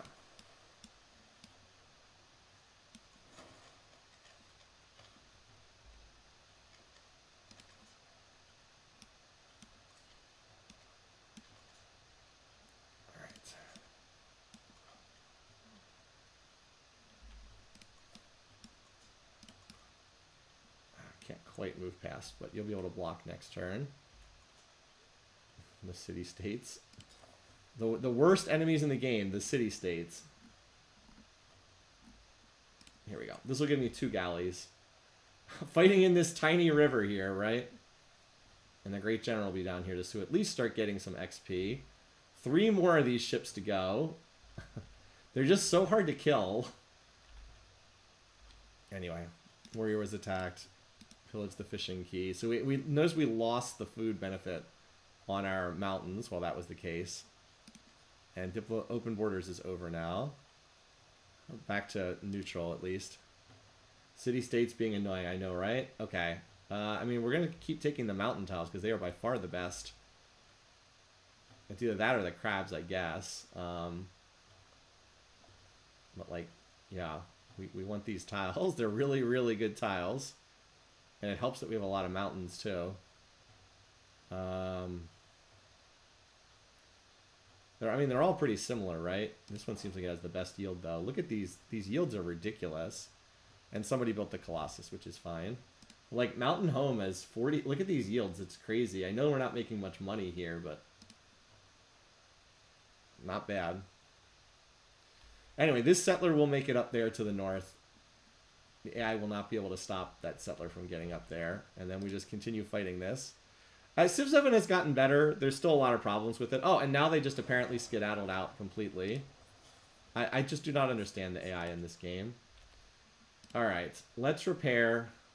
I don't want to spend 50 gold to repair. Normally I don't like wasting a turn of production on fixing things, but I don't want to waste that. Alright, we'll get that. Repair that. Technology. So we got writing and masonry. Currency would be nice, but it's too expensive right now. Let's just do irrigation because it's cheap. Our science is not very good at the moment. We definitely need to improve our science, but that's why I want to build the library, which will get us 3... what is the... What is the 5 with this? I don't understand what that's supposed to mean. Like, what is the 5 with the little plus symbol next to it? I just don't know what that means. Anyway, we'll do the library. We can even do the library and the monument next to each other because they get... Like, we could build both of them on this tile here, which would be a nice benefit. Anyway, okay. So apparently the AI that was over there is now gone. Oh, here it is. Okay, well, we'll put you here so that way you can body block for the settler. Great General. Move down here. I think all of you guys are just going to heal for the time being, aside from this galley. I'm going to keep you here. You just heal. Wait, can you heal in my territory? That does heal you, right? Everybody else just heals in my territory. I was checking if we had to fix a pillage something somewhere. We do not. Yeah, you guys just heal. You guys will heal in my territory. Except you. You come on over here. You're not quite full health. You heal as well. Let's go over there and see if we can kill, capture Tiwanaku. Because we do get a benefit. We get a point from. We get an expansionist point for capturing a settlement. At this point, I don't even want to befriend these guys at this point. I just want to raise it down and put my own city over here. Like, we could put the city, like, one tile further west. It'll never be great, but, like, 1, 2, 3. Yeah, it could reach the iron tiles. It can reach the silver tiles. We'll just put it right here. And it could just be a town that supports something with sheep. So, we'll try to get a settler out for over here soon. Mountain Home can try to get a settler out soonish for over there. And it looks like these guys are finally going to... It looks like they're going to stick a settler right in the middle of my territory. Which is sheer idiocy, but it looks like that's what they want to do. We need to fix our science, so let's do the library. Or was I going to do it? No, the monument. Actually, the monument should go here because that's next to 2 of these tiles. Ooh, this would be. Man, this is such a good spot. Actually, we'll do the library there. It's only 2 turns. And I want you to be on this tile here, right? Yeah, this gets almost every resource.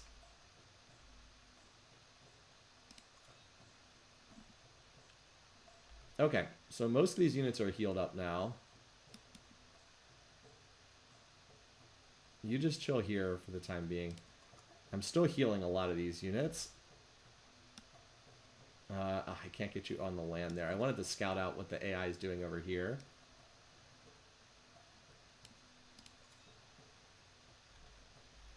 Alright, you.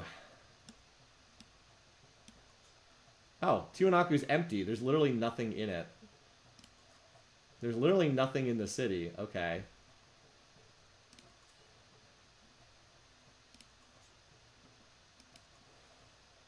Heal for the turn. Can we just walk in and raise it? There's literally nothing there.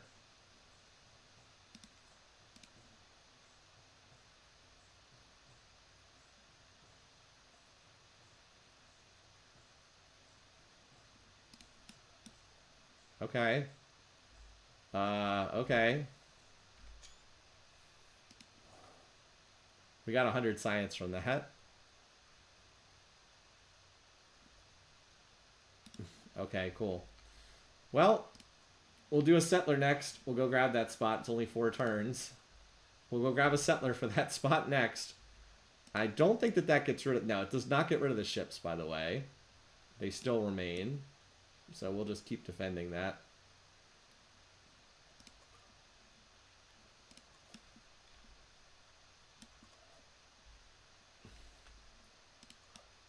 Still can't get over here. This is very annoying. Phaistos. Tiwanaku is gone. Yeah. Seriously, go away, Tiwanaku.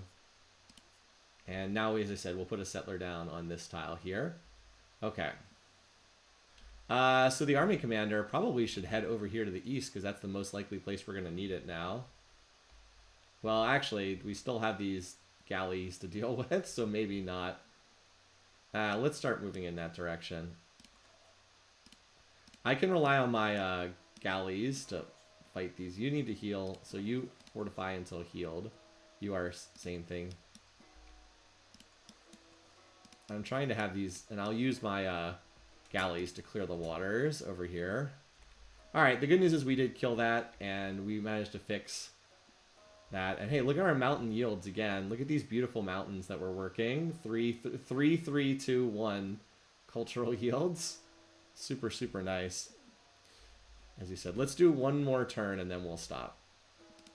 We managed to solve the problem that was going on over there. We almost have enough to upgrade King Cotton to City, by the way. One nice thing about barbs is they also don't heal. Once you deal damage to them, that damage sticks. Alright, so again, we'll just... Oh, wait. We can... Oh, okay. I wanted to just chill there, but...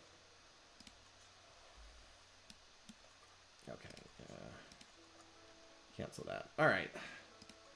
Well, this thing is still chasing me. Here you go. Block you. You are blocked now. Alright, let's work on trying to kill this thing. We can stand one tile off the coast and shoot at it. Alrighty, we finished the library. So the influence you normally do not get. I'm getting the influence because I'm running a card that gives me that. +5 science. I mean, that was like a 50% increase in science. But we want a settler for that spot over there. It's not a great spot, but we want to claim the carcass of Tiwanaku, basically. Long term, I think we probably do put a city settlement up here as well, somewhere. Still waiting to see if the AI is going to claim this over here. It's such a terrible spot for a city, but I wouldn't be surprised if they did, even though it's a terrible, terrible spot for a city. And yeah, overall we're looking good. I mean, our capital is size 17. The AI is still... Wait, is it... Yeah, their capital is size 16, but they still do not have a second city down. That's unreal. Look at this. So we're at the end of our first session here. We have 4 settlements.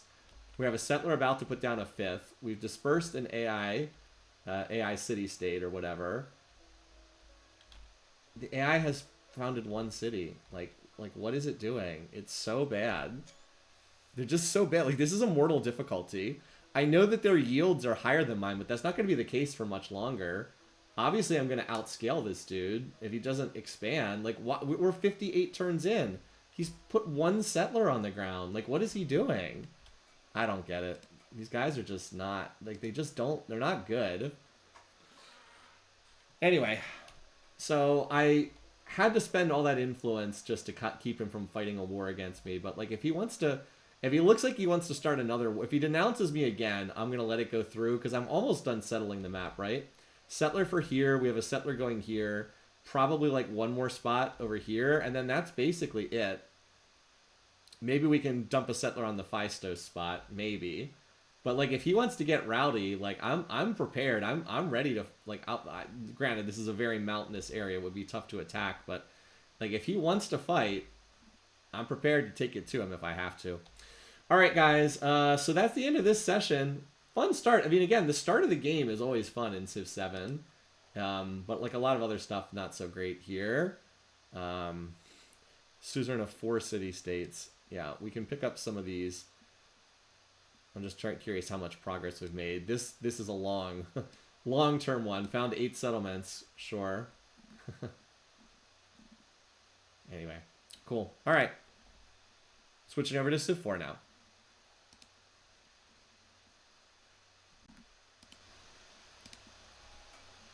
Exit to desktop. Okay.